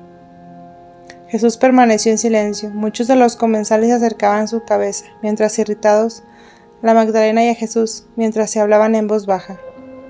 Simón Zabulón especialmente estaba alterado. Jesús al fin dijo a Simón: Ya sé, Simón, lo que estás pensando. Estás pensando que no es conveniente que yo me deje perfumar la cabeza ni tocar por esta mujer. Tú piensas que esta es una pecadora. Pero no tienes razón en esto, pues ella ha hecho esto con amor, cosa que tú has dejado de hacer, puesto que tú no has hecho conmigo lo que se acostumbra a hacer con los invitados. Dicho esto, se volvió a la Magdalena y le dijo: Vete en paz, mucho te es perdonado. Solo entonces volvió Magdalena a donde estaban las otras mujeres y salieron de ahí. Jesús siguió hablando de ella a los comensales y la llamó buena mujer, que tiene mucha compasión, y habló de juzgar a los demás y de reprender los pecados conocidos de otros, mientras se ocultaban los muchos más grandes pecados en el corazón. En esta forma enseñó por mucho tiempo. Finalmente salió con los suyos y se dirigió al albergue. 36. Magdalena recae en su vida desordenada. Magdalena estaba conmovida y concernada de todo lo que había visto y oído, porque había en ella cierto sentimiento de entrega y de admiración hacia Jesús. Quiso honrarle y mostrarle sus sentimientos. Había visto que los fariseos no le habían honrado al recibirle, le habían dado señales de cortesía en la mesa ni durante la comida a ese maestro, que ella creía ahora el más admirable, el más santo, el más amable y el más portentoso de los maestros. Y así quiso ella hacer todo por los que no habían hecho los fariseos. Las palabras de Jesús, aun cuando uno solo viniese, no las había olvidado. El pote era pequeño, del tamaño de una mano, que llevan las damas distinguidas de esta región. Tenía un vestido blanco, con flores grandes, coloradas y pequeñas hojas bordadas, amplias mangas, con brazaletes y por la espalda más abierto colgaba hasta abajo. Delante parecía abierto y sobre la rodilla cerrado unos cueros o cintas. El pecho y la espalda los cubrían otras telas con adornos, como una especie de escapulario cerrado por los lados. Debajo llevaba otro vestido más oscuro. Tenía ese momento el velo extendido sobre el vestido. La estatura de Magdalena era mayor que la de las otras mujeres. Era esbelta y ágil, los dedos delgados y hermosos, y pies pequeños y delicados, sobre los cuales se movía con gracia. Sus cabellos eran abundantes y hermosos. Cuando Magdalena volvió al albergue con sus acompañantes, fue acompañada durante el trecho de 1 hora por su hermana Marta, hacia el estanque de Betulia, donde María la esperaba con las otras mujeres. Ahí habló María con la Magdalena. Esta le contó muchas cosas de la enseñanza que había escuchado de Jesús, de la unción y de las palabras que Jesús dijo que hablaron las demás mujeres. Todas rogaban a Magdalena que se quedase desde ya con ellas, o por lo menos fuera con ellas por algún tiempo a Betania, pero Magdalena replicó que debía primero ir a Magdalum para poner sus cosas en orden. Esto disgustó a todos. Por su parte, Magdalena no cesaba de hablar de la mansedumbre, de la grandeza, de la fuerza y de los prodigios que había visto en Jesús. Añadió que ella debía seguir a Jesús, que su vida hasta el presente no era vida, y que de pronto iría con ellas. Se puso muy pensativa. Lloró y se sintió aliviada en su tristeza, pero no se dejó persuadir y volvió a Magdalum con su criada. Marta la acompañó en un trecho de camino y se juntó luego con las otras mujeres, las cuales volvieron a Cafarnaúm. Magdalena era más alta y más hermosa que las demás. Dina, en cambio, era más activa, servicial y amigable, y su ayuda en todas partes es humilde, como una criada muy amable. Pero a todas sobrepuja María, la madre de Jesús, en hermosura y dignidad, aunque su rostro puede ser parecido con la belleza de otras mujeres y que la Magdalena puede llamar más la atención por su aspecto. Pero el rostro y figura de la Virgen se desprenden de sencillez, seriedad, bondad y paz que no hay en ninguna otra persona. Es tan pura y sin ninguna afectación o complicación, que solo ella es la verdadera imagen de su Hijo divino. Ninguna criatura la iguala, solo su divino Hijo.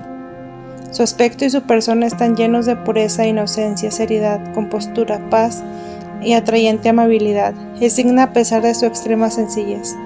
La veo silenciosa, seria, a veces triste, pero nunca con exceso, y aun cuando derrama lágrimas, su aspecto es tranquilo y atrayente. María pronto recayó en su mala vida anterior. Recibió la visita de hombres que hablaban de Jesús con desprecio, de sus correrías, de su enseñanza, de los que le seguían como discípulos. Se reían de lo que se sabía de Magdalena, que había estado en Gabara. No podían creerlo. Por lo demás, encontraban a Magdalena más hermosa y atrayente que otras veces. Con esas lisonjas y ocasiones cayó Magdalena más profundamente que antes. Por eso esta recaída adquirió el demonio mayor dominio sobre ella. Le presentó tentaciones más vehementes, porque temía perderla para siempre. Al fin se puso también endemoniada y frecuentemente tenía convulsiones y espasmos causados por su estado de posesión diabólica. Época sexta. Desde la conversión definitiva de la Magdalena hasta el fin de Juan Bautista. 1. El centurión Cornelio. Jesús se encaminó desde Gabara hasta la posesión del capitán de Zorobabel, en Cafarnaúm. En este punto llegaron los 2 leprosos que había curado antes en Cafarnaúm, para agradecerle. También el mayordomo, los de la casa de Zorobabel y el hijo estaban presentes. Ya se habían bautizado. Jesús enseñó y curó a varios enfermos. Al anochecer se dirigió al valle de Cafarnaúm, a casa de su madre, mientras los discípulos se dirigieron a las suyas. Las santas mujeres estaban aquí reunidas y hubo grande alegría. Rogó María con las otras mujeres a Jesús que fuera mañana al otro lado del lago por la comisión de los fariseos, y estaba muy irritada contra él. Jesús las tranquilizó, y María rogó por el siervo del centurión, que estaba enfermo, diciendo que era un hombre bueno, y aun siendo pagano, había edificado a los judíos una sinagoga, por afecto a su religión. También le rogó que quisiera sanar a la hija enferma del jefe de la sinagoga, Jairo, que vivía en las cercanías de Cafarnaúm. Cuando Jesús a la mañana siguiente se dirigía con algunos discípulos a la casa del centurión Cornelio, en la parte norte de la ladera del monte frente al Cafarnaúm, le vinieron al encuentro los 2 mensajeros judíos que Cornelio le había enviado con anterioridad. Estaba cerca de la casa de Pedro.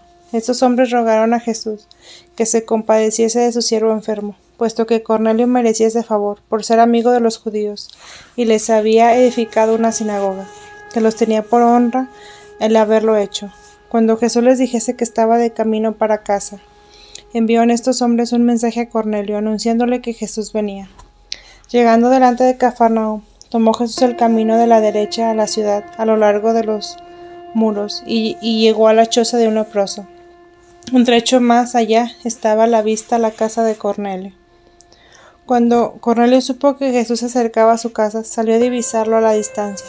Se hincó, reputándose por indigno de presentarse en su presencia, y aun de hablar con él, y envió a su siervo que le dijese: el centurión te hace decir, no soy digno de que vengas a mi casa. Di solo una palabra, y mi siervo será sano, puesto que yo soy un hombre sin importancia. Otro superior digo a mi siervo, haz esto, y lo hace. Cuanto más fácil será que tú digas a tu siervo que sea sano, y será sano. Cuando oyó estas palabras de Cornelio, Jesús se dirigió a los circunstantes y dijo: en verdad les digo que no he encontrado entre los israelitas una fe semejante. Sépanlo. Muchos vendrán de oriente y occidente y estarán con Abraham, Isaac y Jacob en el cielo, mientras que muchos israelitas, los hijos del reino de Dios, estarán en las tinieblas, donde será el clamor y el rugir de dientes. Vuelto, luego dijo al siervo: vete y se haga conforme lo has creído. El mensajero corrió hacia el centurión, el cual se inclinó profundamente dando gracias y se apresuró a ir a su casa. Al llegar ya le salía al encuentro su siervo curado, envuelto todavía en un manto y con la cabeza vendada. Este siervo no era de esa tierra, tenía un color amarillo oscuro. Jesús volvió enseguida a Cafarnaúm, y como pasase de nuevo junto a la choza del leproso, salió éste, se echó a sus pies y le dijo: Señor, si tú quieres me puedes sanar. Jesús le dijo: extiende tu mano. Y tocándosela le dijo: sí quiero, sé sano. De inmediato cayó la lepra del hombre y se sintió sano. Y Jesús le mandó que se mostrase a los sacerdotes para su reconocimiento, para que ofreciese su don y no propalase lo acontecido. Este hombre se fue a los fariseos y sacerdotes para que lo constataran su curación. Estos se irritaron mucho y lo revisaron con mucha insistencia, pero tuvieron que declararlo sano y libre. También tuvieron un altercado porque he visto que lo echaron malamente de su presencia. Jesús se dirigió a la calle principal que corría por el centro de la ciudad, a donde habían traído a una multitud de enfermos endemoniados. Allí estuvo por espacio de 1 hora, curando enfermos y colocados en torno a una fuente de agua, donde había varias chozas. Luego se dirigió con varios discípulos fuera de la ciudad, hacia el barranco que miraba a Magdalumo, no lejos de Dumna, donde había ido un albergue. Ahí lo esperaban Maroni, la viuda de Naim, la pagana Laís de Naim y sus 2 hijas Sabia y Atalia, a quienes había librado del demonio cerca de Meroz. Maroni, la viuda de Naín, venía a implorar que Jesús fuese a su casa, porque su hijo Marcial, de 12 años, estaba tan enfermo que quería encontrarlo y no encontrarlo vivo cuando volviera. Jesús le dijo que regresase tranquila a su casa, que iría aunque no le dijo cuándo. Había traído regalos para los que se albergaban ahí y volvió de inmediato con sus criados a su casa. Tenía unas 9 horas de camino. Era esta viuda rica y estimada por todos, porque era como la madre de todos los niños pobres de Naín. También Bartolomé había llegado trayendo un hijito de su hermana viuda. El niño se llamaba José, y quizás lo traía para ser bautizado. Llegó también Tomás con el hijo de Achías, Jefté, a quien Jesús había sanado en Guishala. He visto ahí a Judas Iscariote. No estaba Achías, el padre del niño Jefté. La mujer Laís y sus 2 hijas estaban abrazados a la religión judaica de Naín. Delante de los sacerdotes había brujado con sus errores paganos. En estos casos se hacía una especie de bautismo, que era solo una aspersión de agua y varias purificaciones. Se bautizaban así también las mujeres entre los judíos, cosa que no he visto hacer con Juan y con los discípulos de Jesús, que no bautizaron a las mujeres, sino después de Pentecostés. En Cafarnaúm está ahora todos los futuros apóstoles, fuera de Mateo, como asimismo muchos discípulos y parientes de Jesús, hombres y mujeres. María Lila, hermana mayor de María, que ya tiene 70 años, está presente con su segundo marido Abed, que han venido sobre un asno cargado de regalos. Viven en Japta, pequeño lugarcito a 1 hora de Nazaret, donde habían vivido Zebedeo y habían nacido sus hijos. Se alegró mucho de volver a ver a sus 3 hijos, discípulos del Bautista, Santiago, Sadosh y Eliashim. Santiago era de la edad de Andrés y él mismo, con sus discípulos Kefas. Y otro Juan, que tuvo que intervenir en asuntos de la circuncisión con el apóstol Pablo. Después de que Jesús se fue con el sacerdote, fue uno de los más viejos y el mayor de España, en la isla de Chipre y en otras comarcas de los confines de Judea. Pero no fue sino Santiago el menor, hijo de Alfeo, y María Cleofás, el primer obispo de Jerusalén. 2. Carácter de las curaciones de Jesús. Los fariseos y los saduceos habían determinado presentar recia y enconada resistencia en la sinagoga y promover un tumulto con la gente, que habían sobrelevantado y llegar hasta arrojar afuera a Jesús y tomarlo preso. Pero las cosas sucedieron de muy diversa manera.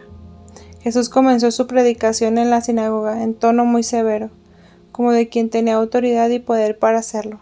La ira de los fariseos iba creciendo por momentos, al punto de que estaban por adelantarse contra él, cuando de pronto sucedió un gran tumulto en la sinagoga. Un hombre de la ciudad, poseído por un demonio, había desatado sus ligaduras, mientras estaban sus guardianes en la sinagoga, y así suelto había entrado como una furia, dentro del recinto. Y así con gritos espantosos, abriéndose paso entre el pueblo, se acercó a donde estaba Jesús predicando y comenzó a clamar: Jesús de Nazaret, ¿qué tenemos que hacer contigo? Tú has venido para echarnos de aquí. Yo sé quién eres el Santo de Dios.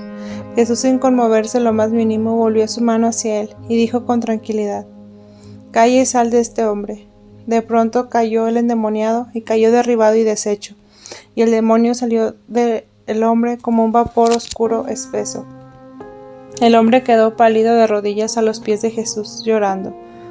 Todos fueron testigos de este poder extraordinario de Jesús. Comenzaron a hablarse unos a otros, expresando sus maravillas, y hasta los fariseos perdieron su coraje y comenzaron a decirse: ¿qué pasa con este hombre, que hasta los demonios le obedecen? Jesús continuó tranquilamente su predicación, mientras el endemoniado, pálido y aún tembloroso, fue llevado por sus parientes y su mujer, que estaba entre los oyentes. Después de la predicación se acercó a Jesús, dio gracias y pidió consejos para su vida. Jesús lo amonestó que dejase sus pecados, para que no le sucediese cosa peor, y le recomendó penitencia y que fuese al bautismo. Este hombre era fabricante de telas angostas, de algodón, livianas, que llevaban al cuello. Desde entonces se le vio callado y tranquilo, proseguir su costumbre trabajo. Estos demonios impuros se apoderaban con frecuencia de ciertos hombres que se entregaban sin control a sus impuras pasiones. Después de este suceso perdieron los fariseos todo su valor para asaltar a Jesús y se comportaron muy sosegados con él. Jesús continuó enseñando con la lección del sábado sobre Moisés y Oseas hasta el fin, y habló muy seriamente en forma de reproche. Sus palabras y su modo de proceder fueron mucho más severos que lo acostumbrado. Hablaba con quien tiene pleno poder para hacerlo. Después de esto, se fue a casa de su madre María, donde estaban reunidas las santas mujeres, muchos parientes y discípulos. He contado a todas estas mujeres que ayudaban en la comunidad de Jesús hasta el fin.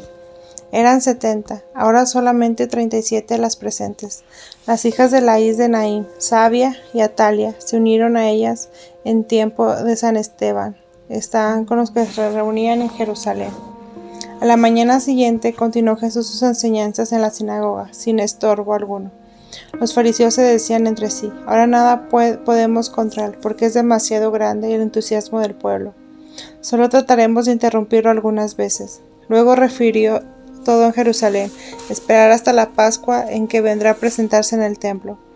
Las calles estaban nuevamente llenas de enfermos, parte de los cuales habían venido antes del sábado, y otros que no habían creído hasta entonces y que ahora, al saber lo sucedido con él endemoniado, venían de todos los rincones de la ciudad, pidiendo curación.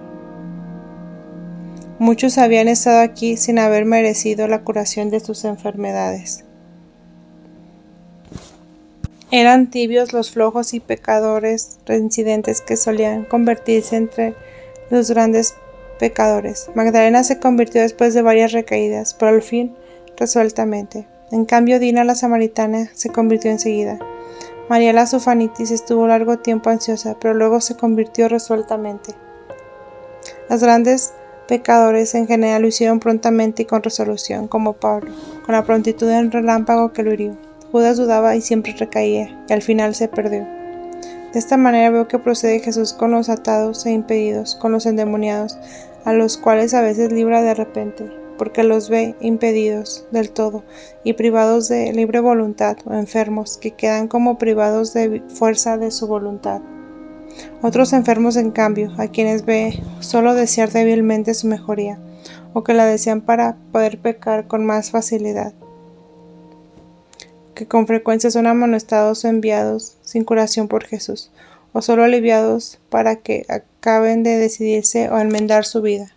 Jesús podía curar a todos igualmente, pero solo lo hace con los que creen y hacen penitencia, y a menudo los exhorta a mejorar su vida y a no recaer en el pecado. A enfermos leves también a veces los ha desanado, cuando el estado de sus almas así lo requería. No había venido para sanar cuerpos que pudiesen pecar más fácilmente, sino para sanar los cuerpos, para salvar por ellos sus almas y rescatarlas del pecado.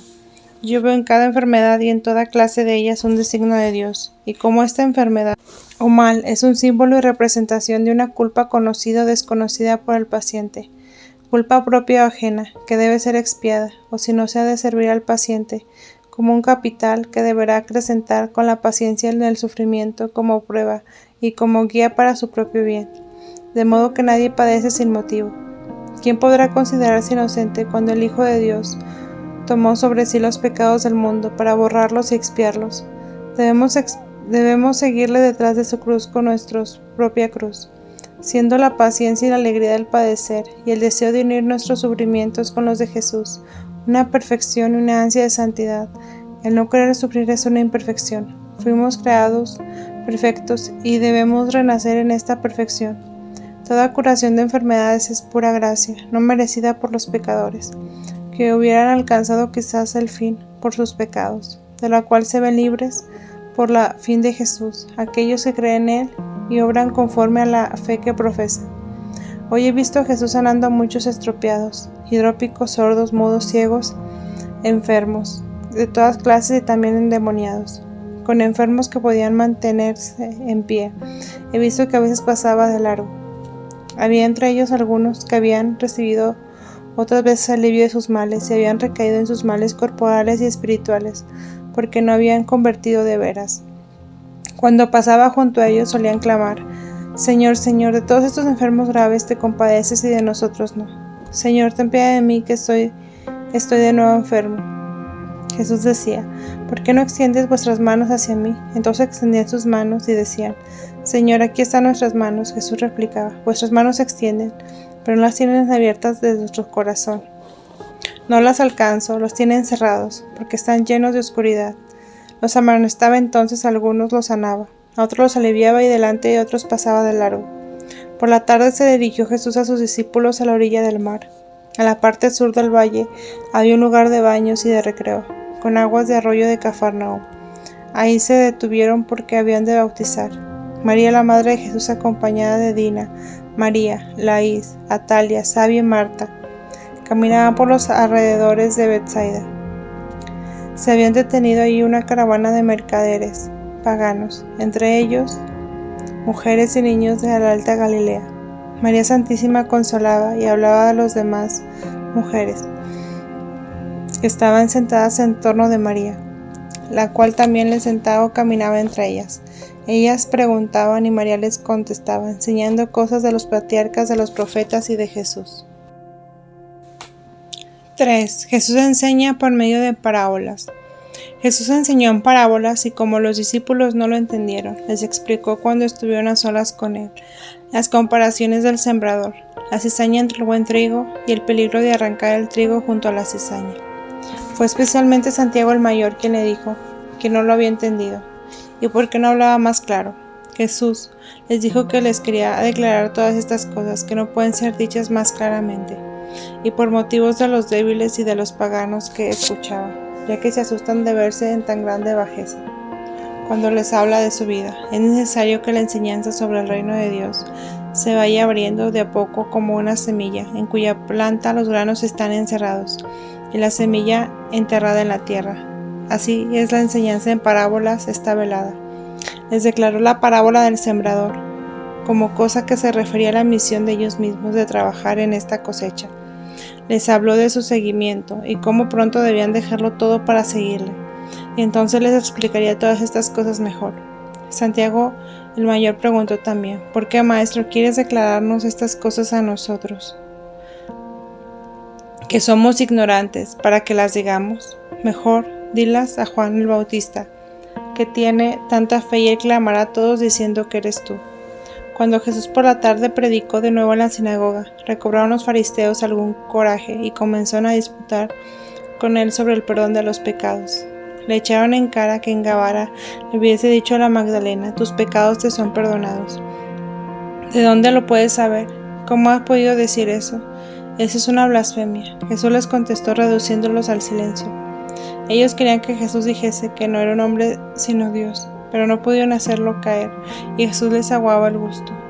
Esto sucedía en pórtico a la entrada de la sinagoga. Por último promovieron un griterío, un gran tumulto. Jesús desapareció entre la muchedumbre, de modo que no sabían dónde se encontraba. Jesús anduvo entre los barrancos del jardín, detrás de la sinagoga, por los huertos y jardines de Zorobabel, y por caminos extraviados llegó a la casa de su madre. Pasó allí una parte de la noche e hizo saber a Pedro y a los demás discípulos que le acompañasen a la mañana siguiente hacia Naín, para encontrarse con él, en la otra parte del valle, en la pescadería de Pedro. Aquí le preguntaron al centurión, el Cornelio y su criado, ¿qué debe hacer para ser salvos? Y Jesús les dijo que se hicieran bautizar con todos los suyos. 4. Resurrección del hijo de la viuda de Naín. El camino de Naín llevaba por parte superior de la pescadería de Pedro, a través del valle de Magdalú, al este de la montaña, sobre Gabara, y luego del valle de Betulia y al este de Geshala. Habría andado Jesús con los suyos unas 9 o 10 horas cuando se albergaron en unas chozas de pastores, unas 3 o 4 horas antes de Naín. Habían pasado el torrente de Cedrón. Durante el camino Jesús había enseñado, entre otras cosas, cómo debían discernir la verdadera de una falsa doctrina. La ciudad de Naín es un ameno lugar, con casas bien edificadas. Se llama también Enganim. Está situada en una agradable colina al mediodía del arroyo de Quizón, a una hora del monte Tabor, y mira hacia Endora entre el mediodía y el oeste. La ciudad de Jezreel está más al sur, aunque no se puede ver por las alturas que la ocultan. Naín tiene adelante la hermosa llanura de Esdrón, y está a 3 o 4 horas de distancia de Nazaret. Es una región muy fértil en frutas, trigo, uva y vino. La viuda Maroni tiene una montaña entera, cubierta de hermosos viñedos. Jesús marchaba con unos 30 acompañantes. Como el camino se angostaba, iban unos delante, otros detrás, y Jesús en medio. Eran como las 9 de la mañana cuando se encontraron a las puertas de la ciudad y salía el cortejo fúnebre. Un grupo de hombres cubiertos con mantos de luto salieron de la puerta con un cuerpo. 4 hombres traían al difunto puesto en un cajón con andas. El cajón era liviano, como un canasto tejido, y tenía la forma del cuerpo del joven, con una tapa encima. Al llegar Jesús con los discípulos, estos se pusieron de los lados del cortejo. Jesús se adelantó a los portadores y les dijo: «Deténganse». Y mientras ponía la mano sobre el cajón, dijo: «Deposite el cajón en la tierra». Al poner el cadáver en tierra, los acompañantes hicieron algunos pasos atrás, mientras los discípulos se colocaron en los lados. La madre del difunto había salido con varias mujeres para seguir el cortejo, y ahora estaban a pocos pasos de Jesús, al salir de la puerta de la ciudad. Llevaban el velo y estaban muy tristes. La madre iba más adelante. Lloraba silenciosamente y parecía pensar, al ver a Jesús: «Ah, llega tarde». Jesús dijo a la mujer amablemente, aunque con seriedad: «Mujer, no llores». La aflicción de ella causaba honda impresión, pues todos amaban a esta viuda por su gran caridad para con los pobres y enfermos. Habla, sin embargo, entre el cortejo algunos hombres obstinados, de quienes se reunieron otros de la ciudad. Jesús pidió agua y una ramita. Trajeron y dijeron a uno de los discípulos un recipiente de agua y un hisopo.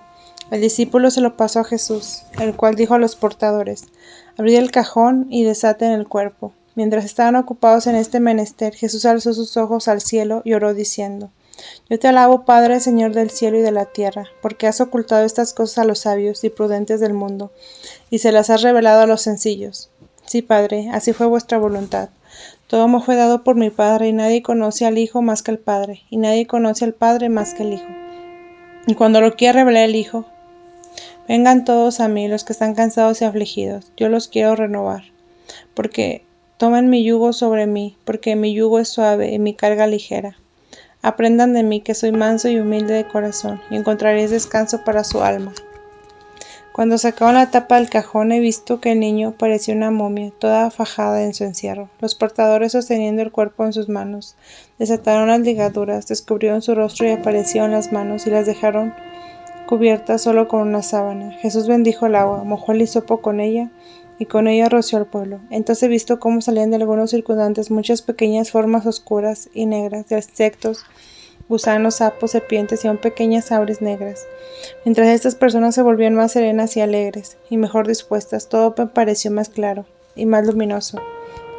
Después roció al niño con el agua bendita, e hizo la cruz sobre él con la mano. Entonces he visto salir al niño con sombra oscura, con una nubecilla. Jesús dijo al niño: «Levántate». El niño se levantó, se sentó y miró maravillado y curiosamente en torno de sí. Jesús dijo: «Dale un vestido». Lo echaron encima un manto que lo cubría. Entonces se puso de pie y dijo, mirando en torno: «¿Qué es esto? ¿Cómo he llegado hasta aquí?». Le pusieron sandalias a los pies, y Jesús, tomándole de la mano, lo llevó a la madre que venía al encuentro y dijo: «Aquí tienes a tu hijo, pero yo te pediré de nuevo, renacido por el bautismo». La madre estaba tan fuera de sí por la admiración que no pudo dar gracias, sino que solo hubo lágrimas de contento, temor reverencial y admiración, mientras abrazaba a su hijo. Los parientes partieron de allí a la casa, mientras el pueblo cantaba cantos de alegría y de acción de gracias. Jesús siguió con sus discípulos a la casa de la viuda, que era grande y espaciosa, con jardines y patios. Se aumentaron para los curiosos, que venían de todas partes para ver al niño. Fue bañado y se le dio un vestido blanco con una faja. A Jesús y a sus discípulos lavaron los pies y ofrecieron alimento.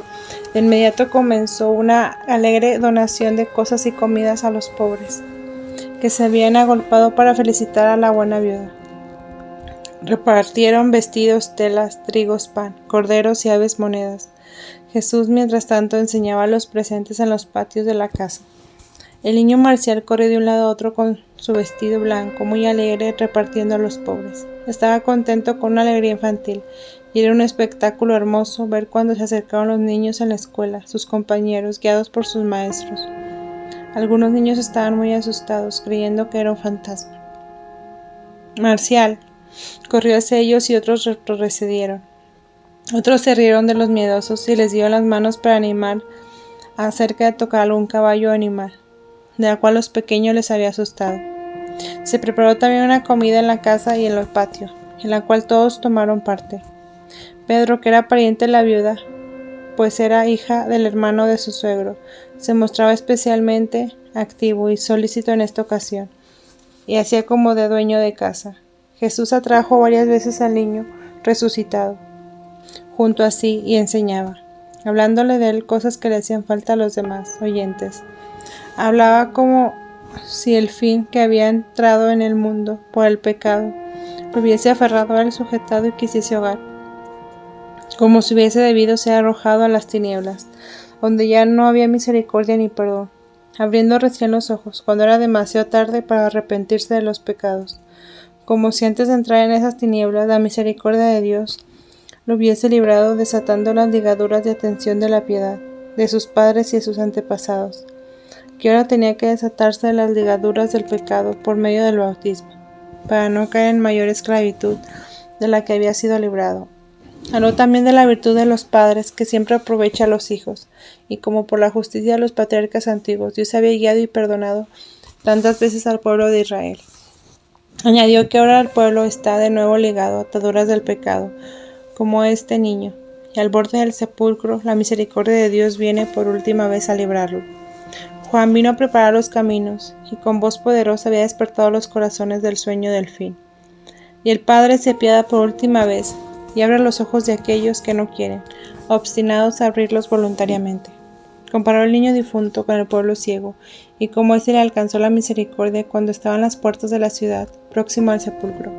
Les dijo, si los portadores no se hubiesen detenido desoyendo mi voz, no hubiesen depositado el cadáver, no hubiese abierto el cajón, no lo hubiesen desatado de sus ligaduras, y hubiesen querido seguir adelante con el difunto, y lo hubiesen enterrado.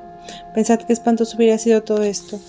Los comparó con los fariseos, los falsos maestros que detienen al pueblo con la saludable penitencia que da la vida, que atan a las gentes con ligaduras, con sus vanas observancias. Lo encierran y lo arrojan en el sepulcro eterno. Les rogó que aceptasen la misericordia que les ofrece su eterno Padre, y los exhortó que se apresurasen a aceptar la vida con la penitencia y bautismo. Digno de atención es que aquí Jesús roció a los presentes con agua bendita, porque tenía que echar de varios hombres los malos espíritus de envidia, de falso celo, de mala voluntad, que mostraban pensando que Jesús no podría hacer nada con el niño.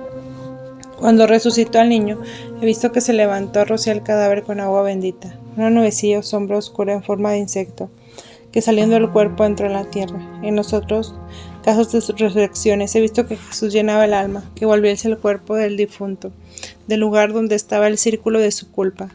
Veía yo que venía el alma y entraba en el cuerpo y que éste se levantaba. En ese caso de Naín vi que alzaba la muerte de ahí, con un peso que antes oprimía el cuerpo. Después de la comida se dirigió Jesús con sus discípulos hacia el hermoso jardín de la viuda de Maroni, al mediodía de la ciudad. Todo el camino estaba lleno de tullidos y enfermos, que Jesús sanó. Esto produjo un gran movimiento en toda la ciudad. Y oscurecía cuando Jesús llegó al jardín donde estaba Maroni, los parientes, los criados, algunos maestros de la sinagoga y el niño resucitado con los otros niños. Había varias casas de descanso en el jardín, y delante de la casa mejor, que tenía techo con columnas y podían cerrarse con lienzos. Había una antorcha bajo el árbol iluminando la sala. Hermosamente brillaban a la luz de la poderosa antorcha las hojas verdes de las plantas y a través de los árboles, con frutas pendientes, se podía ver con toda claridad. Al principio Jesús enseñó caminando, después entró a la sala y enseñó ahí. A veces, hablando con el niño resucitado, decía cosas que aprovechaban a los demás. La noche era espléndida en el jardín. Más tarde se retiraron todos a casa de Maroni, donde todos encontraron refugio para pasar el resto de la noche. Con la noticia de la venida de Jesús a Naín y la resurrección del niño, se había reunido mucha gente.